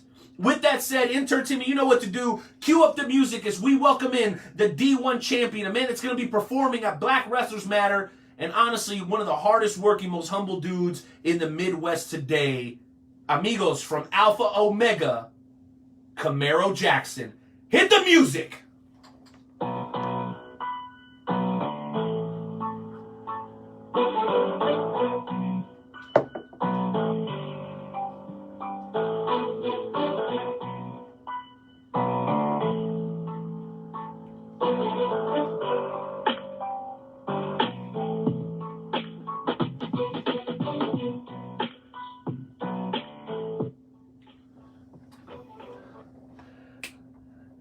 I'm sorry, Mr. Jackson. Are you for real? Never meant to make your daughter cry. Camaro, welcome back to the show, hermano. How are you, bro? I'm good, man. I just got through eating not so long ago. I feel great. It wasn't Mexican food, was it? No, I can't. Well, I'm trying to diet properly these days. You know what? Today was considered Taco Tuesday, but we didn't eat we didn't eat meat. So it was like veggie meat or whatever my wife gives me. Are you vegan, bro? You're vegan? No. I'm still vegan, but no. I have a hard time giving up chicken, so. I hear you. Well, it's funny, for OOC reasons, only you and I will know what I'm talking about, But Taco Tuesday! Oh my gosh, that's so funny that came up. But Favorite day of the week. I know, dog. I know. Well, anyway, let me start off this interview, Joe, because I'm a big fan of Mr. Camaro Jackson, and he's been on the show several times. By the way, I wanted to apologize to you for the Wesley Snipe-esque haircut on the last poster. Yo, my man said I look like Blade, bro. What the? I'm sorry about that. I mean it. Oh my God. I'm looking like Blade 1 through 3. Jeez, I know. I know. Listen, those editing apps are expensive, bro. Those cropping apps are expensive. We sold enough Wrestle Talk podcast beer mugs now, so it's a hard thing to do. No, I know it's hard. We stepped our game up, though. Do you like the new poster? Did it look all right to you? Yeah, I felt it. I'm like, okay, updated promo pic, we in there. Let's go. And you got the gold over your shoulder. So let me start kind of where. I had a gold. Yeah, I know. It looks great, man. That's a beautiful title. I was there when it was unveiled, and when Shorty Biggs had it, and when Outkast had it, man, I was there through that whole process, man. I'm a big fan of those guys. I'm sure you know and respect the history of the D1 title, right? For sure, man. You know it. Well, but you know what? I don't want to start there. I actually want to go back in time a little bit, and I want to speak a little bit about kind of how we have done a little bit of work together, and it's something I'm very, very proud of. So, a couple of years ago, you and Kenny came and decided to bless us over at GWF, who I'm no longer affiliated with. Mm-hmm. Shout out to Justin O. We're good friends still.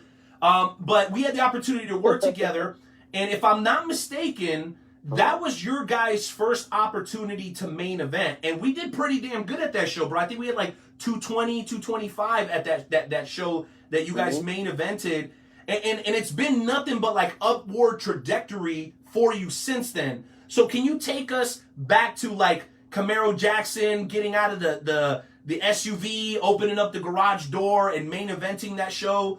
And where you were then compared to kind of where you are now? Oh my God, man! You remember that? That was fresh. You're welcome. That was my idea.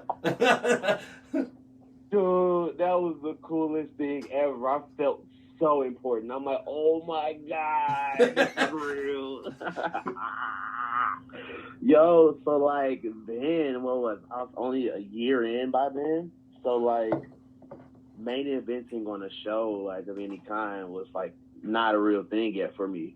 I've had like glimpses of like, being like on the main card, the impromptu matches, the important matches, title matches, but never like the highlight of the show, never the main event. So in that moment of like, oh wow, this is pretty cool. I get used to this. It was a fun ride, man. Just first of all, the SUV, dude, that was the coolest thing ever.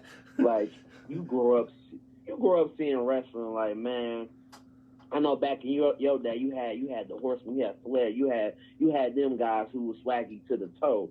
Then growing up for me, I had the DX, the Evolutions. You got the guys in the limos pulling up to the shows with the 10-piece. So we roll up in the SUV. We like, what's up? So I mean, I felt like I was like this. It was fun. It was fun, man. It was amazing. And like then, like just the person and the wrestler that I was then, it's totally like in the rearview mirror to who I am now.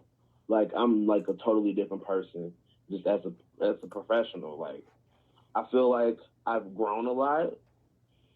And like what's crazy, like I've only been around 3 years, going on 4 years, and like I feel like I've learned so freaking much, and I feel like I've done a lot, but like the work ain't done, man. Like I'm still trying to do more.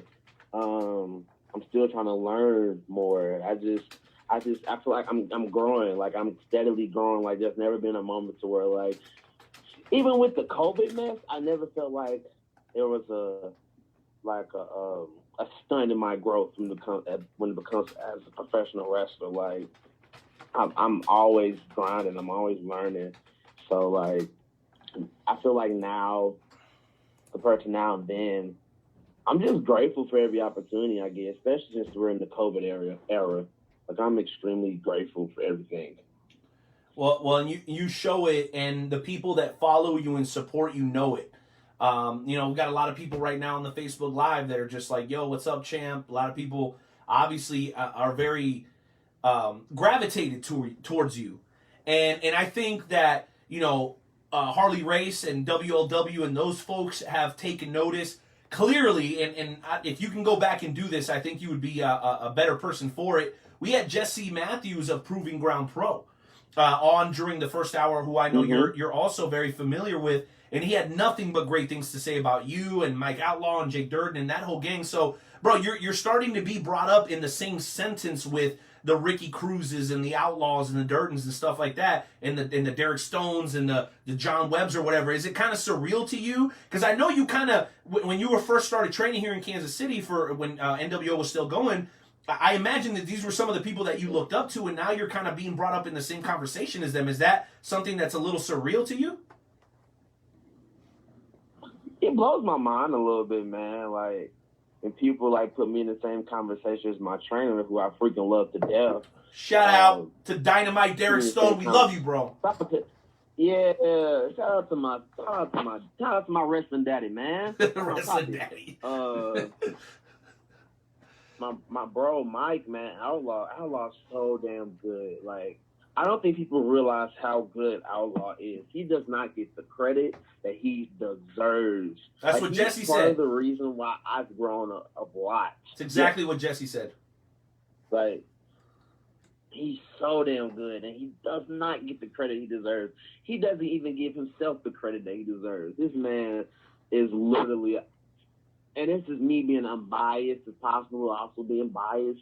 He's one of the greatest wrestlers going right now, period. If you put him in the ring with God, he's going to have a 5-star match, period. He's so good at what he does. And he's just, the way he thinks about wrestling, the way he goes about wrestling is so different from everyone else. And, like, Outlaw is a straight-up perfectionist. Like, if it's messed up a little bit, like if it's 98%, he's going to start over from 0 until it gets to 110%. Although it can only go up to 100, he's going to go that extra 10% because that's just who he is. Like, all right, so I'm gonna put you on the spot. I'm gonna put you on the spot, and I know it's gonna be a tough one. Okay, so you got, so you got, and it's been announced already. So I'm not breaking any news here. You got Mike Outlaw, versus Mr. Black Wrestlers Matter himself. My man started the movement. As a matter of fact, I was there when my man started wearing the shirt over at Metro Pro Wrestling in Kansas City way back in the day. Who do you got, bro? Outlaw versus John West? If you were a gambling man, who would you go with? I gotta go with Outlaw. I'm always gonna bet on Mike. Oh, there it is. Being a homer. Being a homer, just like I expected. I knew it. No, it's fine. No, Mike's fantastic. Mike is fantastic. But it's funny because that's just one of the matches on the card. And I'm going to hit it early because I think it's a very important thing to hit. After our exchange a couple of weeks ago, I started to think, I was like, okay, I keep saying that I'm putting my money where my mouth is, and I had done it in a very private way because I believe, being a Latino, being an immigrant, that our struggle is different from other people's struggle, and we can relate on many different levels. So I was like, all right, what can I do using my platform as one of the hosts of the Wrestle Talk podcast to kind of put my money where my mouth is publicly? Because privately, I'm that kind of guy. Like, if I'm going to donate money, bro, you're not going to see me talking about it on Facebook and all that kind of stuff, right? If I'm going to give to charity or whatever, I'm not going to be like, oh, look, I'm feeding the homeless people. That's not my thing. That's not what I do. But we decided, right. That's just how I grew up. So what we decided was to not only support Black Wrestlers Matter by having their talent on the show, which a couple of weeks ago we had one of their wonderful female talents. She was fantastic. If you guys missed that interview with Jocelyn, you were tripping, yo. She's She's West Indian. She's Jamaican. She's lovely. She's talented. She's crazy. a badass. I love her. I love her. She's great. Oh my goodness. So you know what we decided to do, Camaro? We decided to put our money where our mouth is, and we decided to actually pay to become sponsors of Black Wrestlers Matter. And we're very, very excited, and I know you're excited to be a part of it. And so I guess I want to jump to that before I throw to Joe. What does it mean to you to be a part of something that is going to be the first time ever, right? This is all going to charity. This isn't some money grab based on the movement. It's actually going to help people in impoverished and African-American communities. I know that's something, being a father, that's near and dear to your heart. Can you talk to us about that just briefly?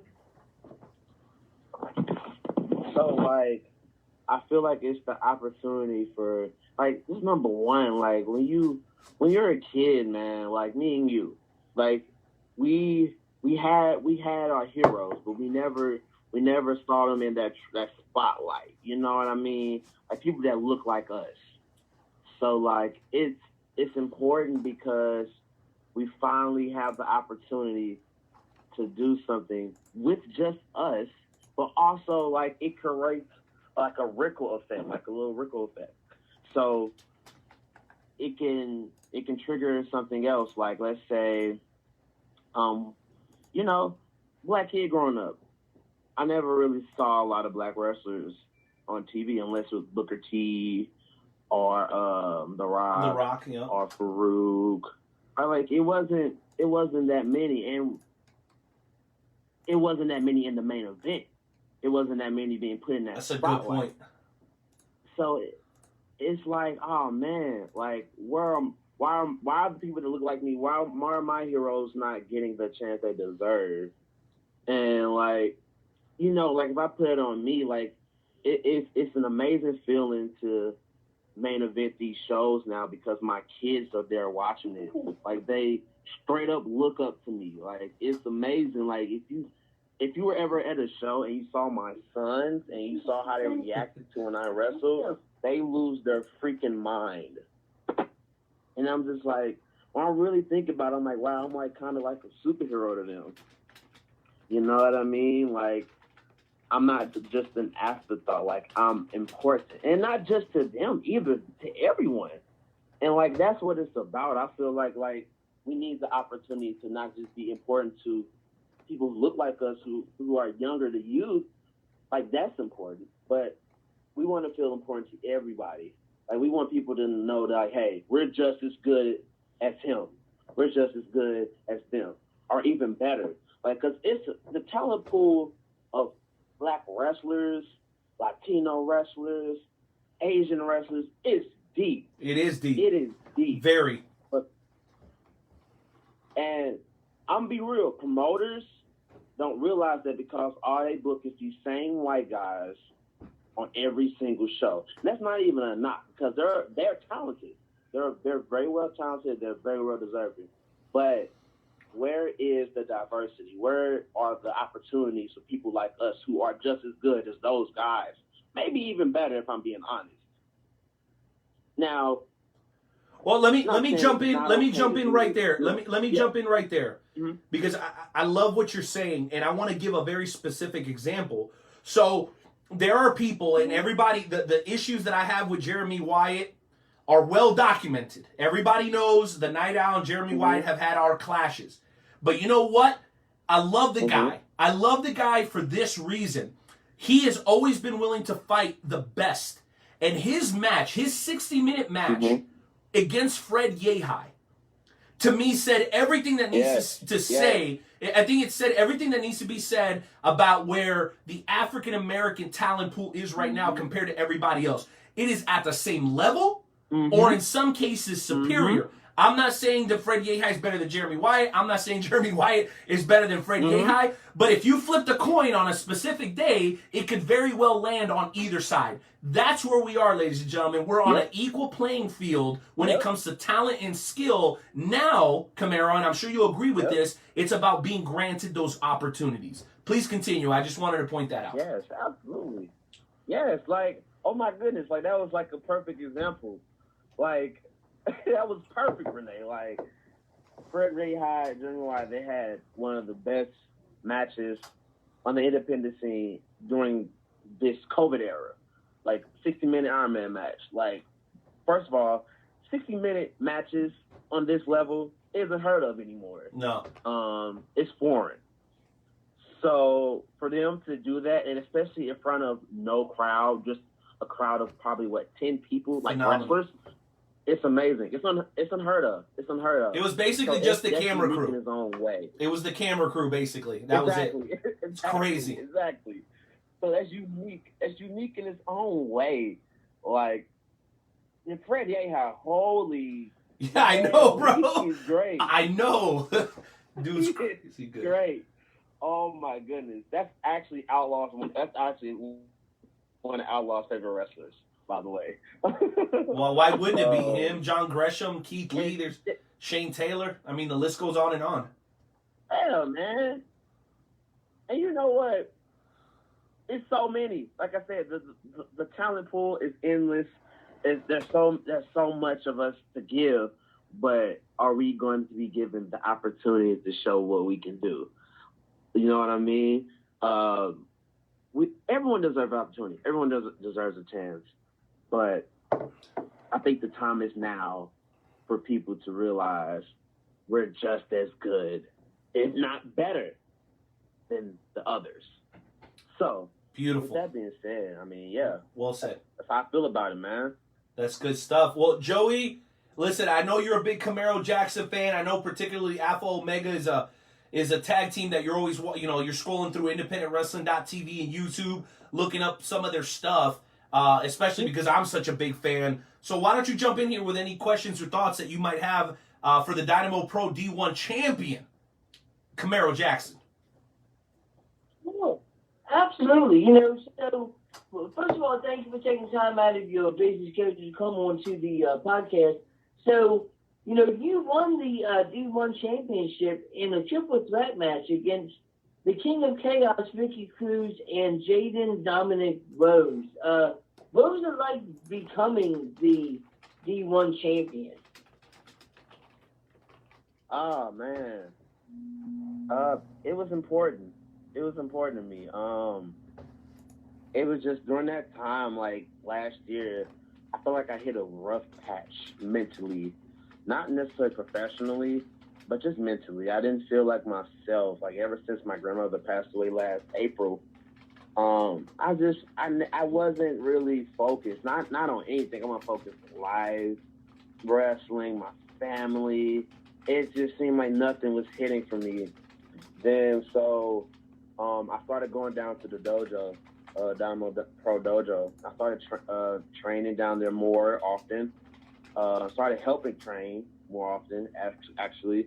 And, like, I feel like that drove me to want to be better, like a better person, a better wrestler, better just overall. And I feel like it started to finally show. And I feel like me winning that triple threat match was just the combination of, like, all of that hard work, all the trials and tribulations everything that I went through. It was really surreal to me, especially not like when you look at that lineage of the D1 title, pretty much for the most part, except for I think one person or two people, all those guys that held that title were Dynamo guys. Like they started with Dynamo, they trained with Dynamo, they came from Dynamo Pro, and like it was like a all inspiring moment for me because I'm like, wow, like I'm one of those guys now. Yeah, I didn't start here, but now I am here because I'm always around. I'm always helping. I'm always seen as this guy you can count on, you can depend on. Now sometimes I'm not perfect, but who is? So like just winning that opportunity, winning the title, and especially having my kids there, my wife, my mom, I was like, wow, all right, maybe I am pretty good at what I do. Maybe I should start believing in myself more. Maybe I should start showing everybody why I am called the best. It's not just a gimmick. Like, it's who I am. Like, if I don't put 110% in everything I do, why am I the best? Why am I so-called number one? Let's make it make sense. Let's make it real. Right. So I feel like me pushing myself to that next level finally started to get the wheels rolling how I wanted to, because now everything is totally different. Now, even during this COVID era, like, everything is totally different for me professionally as a wrestler. Like, I've grown instantly after I won that title. I can't even, like, tell you how much I've grown, just mentally, just how everything has changed, man. For the better. Well, Joe, with your permission, I want to pass along a comment to Camaro Jackson from a very, very dear friend of both of us, the legendary Kansas City poet and performer, the poet Theory Foster, says, and I quote, "Shout out to my brother, Camaro Jackson, excellent brother, loving father, man of alpha, great wrestler, the next best thing." So that's some love coming your way from our buddy Sam.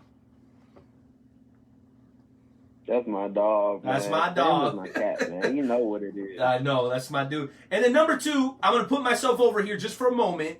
I want to take a little credit here, just very, very, very little credit. So I don't know if you know this, but the very first time that Evil Jim Yunt saw Camaro Jackson was at GWF. Talk about full circle. And now you're the man over there. Beautiful thing. And coming from the outside and being open armed like that by Dynamo Pro Wrestling, bro, it's two things. You're a great guy. That's easy to tell. And number two, you're a talent that I don't even think you realize how much potential you have, bro. So I just wanted to say that. I'm very proud of being able to help make those connections. I was telling my buddy Leo D earlier, we were chatting and everything. I said, look, bro, I don't know what's next for me in wrestling. All I know is I want to help facilitate and provide opportunities for my brothers. So I'm glad I was able to do that. And Theory, thank you for popping in and showing some love as well. Joe, I'll throw it back to you with that. Yeah, absolutely. So, I know that we don't have a lot of time left, so I just have one final question. Now, I'm going to name a wrestler, and I want you to tell us the first thought that comes to your mind when you hear this name. Are you ready? Okay. This is going to be fun. Sure. Let's go. Light out Adrian Surge. The first thing that comes to my mind, I beat him. Simple. Next. Woo! Man. What was it like facing Adrian Surge? Now, you defeated him in a non-title bragging rights match at Jams and Champ versus champ, baby. Champ versus champ. Yes. Well, first of all, Serge is a great friend. Awesome guy, man. He's actually my daughter's favorite wrestler. She loves Serge, especially when he comes out and the lights go out. She loves that. She loves it. She's like, "Daddy, where's your friend Lights Out? Where is he?" I'm like, "He's right here." "Oh my God, Lights Out." So I'm like, "Oh my goodness." You sound like Dave Chappelle. Man, so you got to deal with her now. Hey, Camaro, you sound like Dave Chappelle when he took his son to the comedy show and he said his favorite comedian was Kevin Hart. He said he broke my heart. He said another wrestler that's messed up, man. How do you come back from that? No, Daddy, you're not my favorite wrestler. Lights Out Adrian Surge is my favorite wrestler. That's gotta hurt. I know, right? I'm like, well, all right, fair enough, whatever. You can like who you want to like. That's fair. I'm gonna let that slide. But no, man, Serge, he's a great friend. He's an even better opponent. Having that match in front of that crowd, like, it wasn't necessarily a traditional wrestling crowd, but there were wrestling fans out there. And, like, if you just go back and listen to that match and you listen to, like, just the crowd the whole time, the energy in that place was insane. We feed off the energy in wrestling, like, because anything can happen.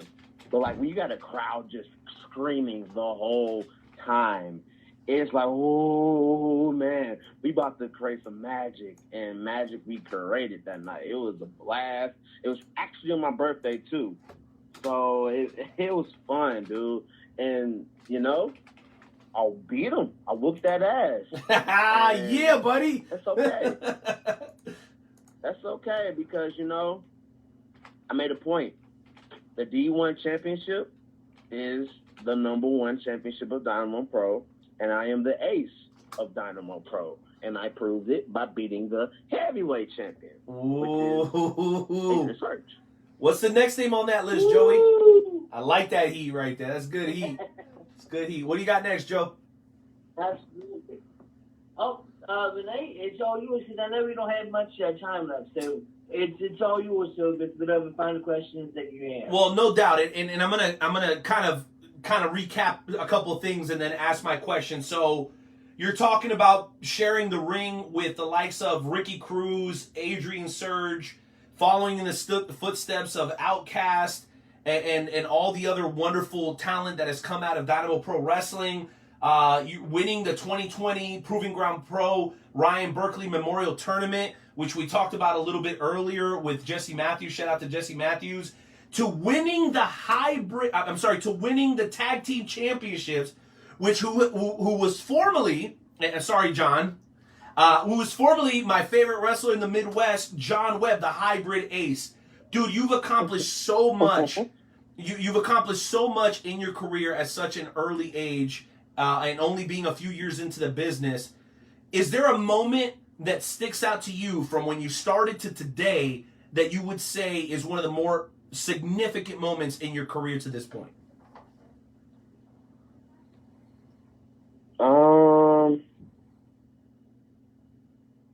I guess I would just say nothing beats my first match in front of a live crowd. Nothing will ever beat that. Because I was scared out of my mind. I can imagine. NWL against Gil Rogers and the Scottish Rite, and freaking, of course, the night I debut, it's a full house at the Scottish Rite, and we know how big the Scottish Rite is. Yep. So I'm like, oh my God. And we were the first match. And I'm like, oh my God. We was right there cheering you on, though, bro. You had family in the front row. We was right there cheering you on. You know this. Man, dude, that was so nerve-wracking. But like, it was the greatest night of my life. Like, nothing will ever top that until I wrestle at WrestleMania or Wrestle Kingdom or whoever's big show pay-per-view where I'm important and win all the titles. That's nothing going to top that until that happens. But like, oh my goodness, dude! Like, just thinking about it, I get goosebumps, man. It makes me shake again. It was a good thing. I was so nervous and freaked out. You know, everyone was telling me, "You're gonna be fine," blah blah blah blah blah. And like, after it was over, I'm like, "Oh, okay, I can do this. I can do it again. Cool. That was it. Easy." But man, and just being in there with Gil Rogers, Rory Fox. He is the man. Shout out. So damn good. Oh, good. One of my favorite opponents ever. He took good care of me, man. Great guy. That's a night that I'll never forget. Well, that is a huge night. Shout out, by the way, to our buddy Travis, a.k.a. Doc Ison. We love you, bro. Thank you for being here. I know how much you love Nelson. Showing up here and showing some support. That's good shit.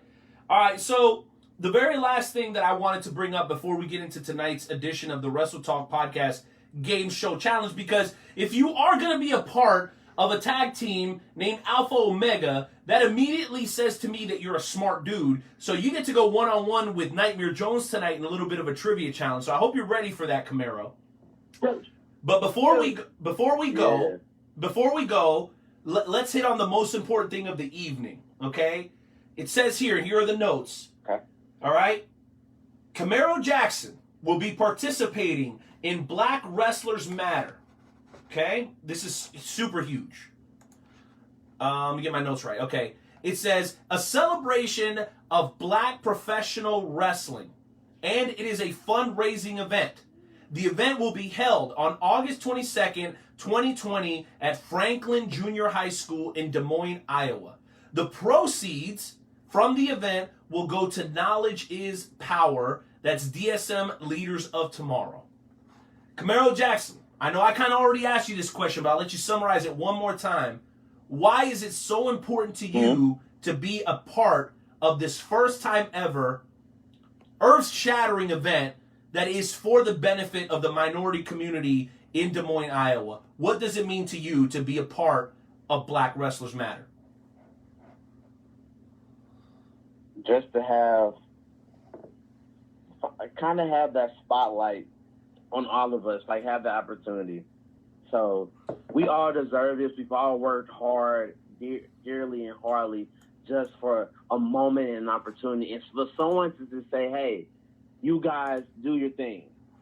We're not gonna say do it tomorrow, do it later. You're gonna do it this day, and you're gonna go out there and shine. We're gonna have the opportunity to have someone who looks like me, who's smaller than me, look up to us and be like, hey, he looks like me. Maybe I can do what he's doing. Maybe I can do something even bigger and better than what he's doing. We're creating hope for people who look like us, or people who are like us. And when I mean are like us, people who face these struggles every day of, hey, not knowing if they walk out the house, they're going to get arrested because of what they look like, what their skin tone looks like, or who they are, or being judged for who they are. Like, it's an opportunity to show we are doing something positive. We're doing something for the greater good and the future of Black people, Black wrestlers, minorities as a whole, Latinos,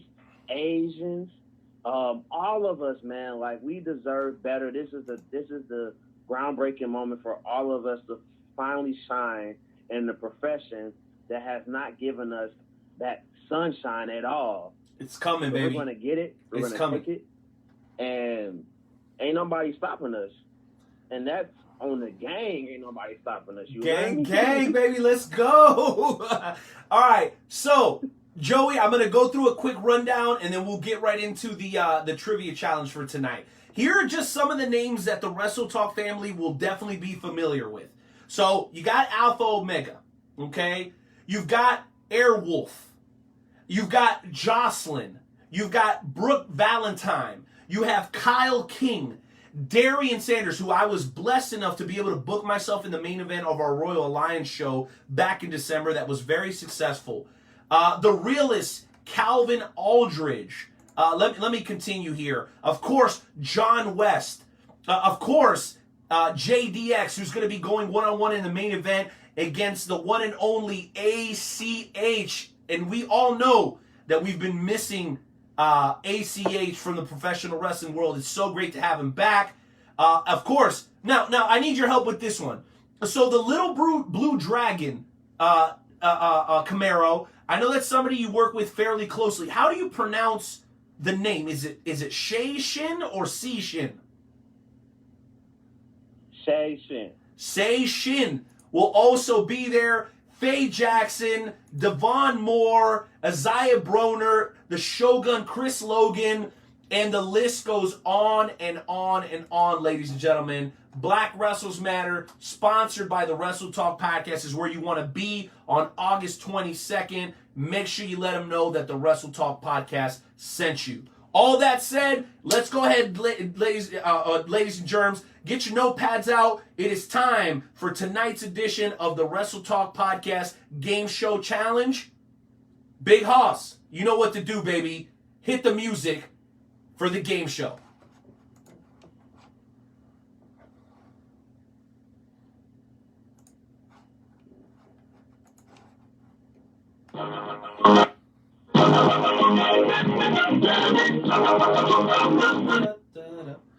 All right, ladies and gentlemen, welcome to this week's installment. Welcome to this week's installment of the Wrestle Talk Podcast Game Show Challenge. In tonight's contest, we will have Wrestle Talk Podcast's very own Nightmare Jones going against the Dynamo Pro D1 champion, Camaro Jackson. In tonight's contest... So What? So does this mean that when I beat Camaro that I become the Dynamo Pro D1 champion? And if so, what are you talking about? What did you say? No, wait. I said, if I beat Camaro Jackson, then I become the D1 champion, right? And if so, can I give it to you? No, Nightmare Jones. There is no if so. You're not going to beat Camaro Jackson, and this is definitely a 9-title match. You have not earned a title match against the D1 champion. So just get that idea out of your mind once and for all.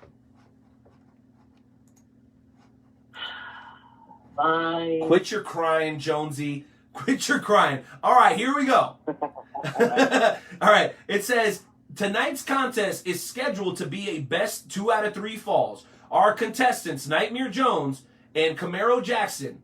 In a few moments, I will ask you 3 questions about a professional wrestling topic. Whenever you think you know the answer, just shout it out. The first person to score 2 out of 3 falls will win tonight's challenge. Do you gentlemen understand the rules? Yes, sir. I'll take your awkward silence as a yes, Joe. I'll take your awkward silence as a yes. Yes. All right. All right. In honor of today's guest, our Wrestle Talk Podcast Game Show Challenge is titled 2 Belts because we know you've been D1 champ, tag champ, you've been multiple time double champ. I will give information about 3 famous professional wrestlers who have held 2 championships at the same time. When you think you know who I'm talking about, again, just simply shout out your answer. The first person to score 2 out of 3 falls will win tonight's contest. The only thing I left to ask you guys is, are you ready? Yes, sir. All right, here we go. We're going to start with question number 3 on my list. A little old school, and we'll move on from there. This professional wrestler has traveled the world when he entered the this professional had traveled the world when he entered the WWE Hall of Fame in 2018. Over his career, he wrestled and competed in the AWA, USWA, CWA, WCW, TNA, AAA, New Japan Pro Wrestling, Global Force Wrestling, and the WWE. Jeff Jarrett Jeff Jarrett is correct, ladies and gentlemen. The D1 champion is now up 1 fall to 0 against Wrestle Talk Podcast very own Nightmare Jones. On to question number 2. Big Hoss, make sure you got that victory music ready. Question number 2. This professional wrestler has held championships in AAW, PWG, and Ring of Honor before moving to the WWE. Since that time, he has held the NXT Championship and is a Grand Slam champion in the WWE. In addition to winning the Royal Rumble, this man has held the WWE United States and World Heavyweight... Say that again? I thought Seth Rollins first. All right, we're going to have to go back and check the tape. Big Hoss, who is our new screener for tonight. By the way, I wanted to give him a big shout out. Thanks to Big Hoss for taking the boards. Big Hoss, we'll go ahead and deliberate on who had that answer first. Who answered first on Seth Rollins, and we'll go with your official decision as the final word on it. While he works on that, let's go ahead and move on to question number 3. Okay? At one time, this professional wrestler held the WWE United States Championship and the WWE Tag Team Championship with Matt Hardy. After leaving the WWE, he went on to be the first IWGP Intercontinental Champion, as well as spending time in TNA and MLW. Most recently, he came back to the WWE and has associated himself... Shinsuke Nakamura. That is incorrect. Shinsuke Nakamura. That is incorrect. What? Say that again? Damn it. No, I didn't say nothing. I messed up. Sorry. Okay, no, here we go. Let me repeat the clues here. It says, at one time, this professional wrestler held the WWE United States Championship and the Tag Team Championship. No, MVP. MVP is correct. The answer to question number 2 is irrelevant. Ladies and gentlemen, your winner of tonight's edition of the Wrestle Talk Podcast Game Show Challenge. That's right, ladies and germs, a man that will be appearing on August 22nd in Des Moines, Iowa for Black Wrestlers Matter. Also, former tag team champion at WLW and your current D1 champion at Dynamo Pro Wrestling, Camaro Jackson. Intern Timmy, hit that music. Hey! All I do is win, no matter what. Got money on my mind. I can never give it up. And every time I step up in the building, everybody hands go up. And they stay there, and they say yeah, and they say yeah. All I do is win. Okay, never mind. Camaro Jackson, congratulations. Sir, you are officially 2-0 in the Wrestle Talk Podcast Game Show Challenge. How does it feel? Hey, man. Camaro, what's this? Two challenges. Camaro 2 challenges. That's a beautiful thing. Nightmare Jones, any thoughts on once again taking the L to the one and only Camaro Jackson? How do you feel, bro? You all right over there? You all cheated me. It's not right. It's not fair.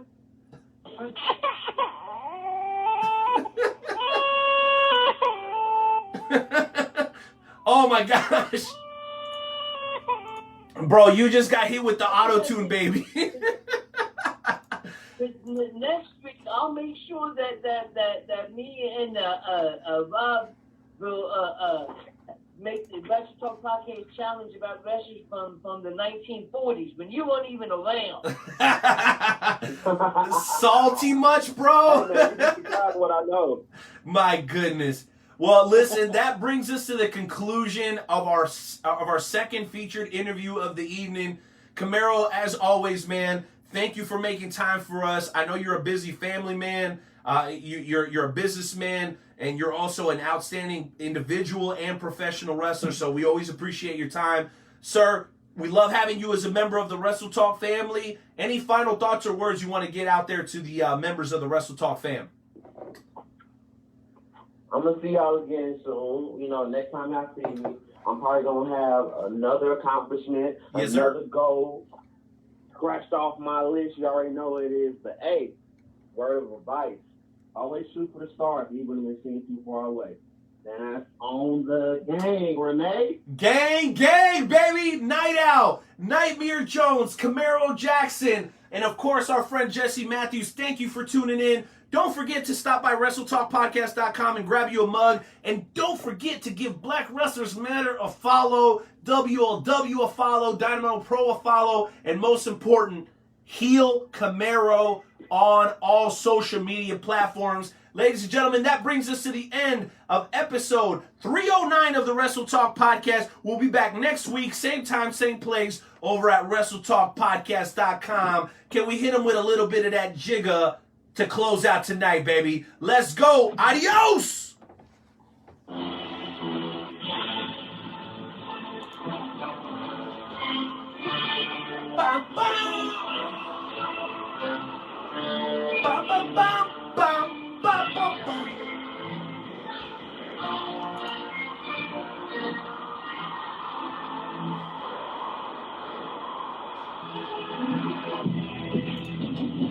Thank you so much, I-70 Sports Media. Big shout out to Esports, Bar KC, Black-owned bar, baby. We're doing SummerSlam real big. Shout out to Alpha Omega Journey Pro Wrestling. Shout out to St. Louis Anarchy, Matt Jackson and the boys over there. Shout out to John West, Black Wrestlers Matter. You already know. Guys, we love you. Please continue to support independent wrestling. Shout out to Dynamite Derek Stone. Act like we planned. The heavyweight husky is not done. And thank you guys so much for supporting yours truly, Nightmare Jones, and the Wrestle Talk Podcast. You have yourselves a great night. We out!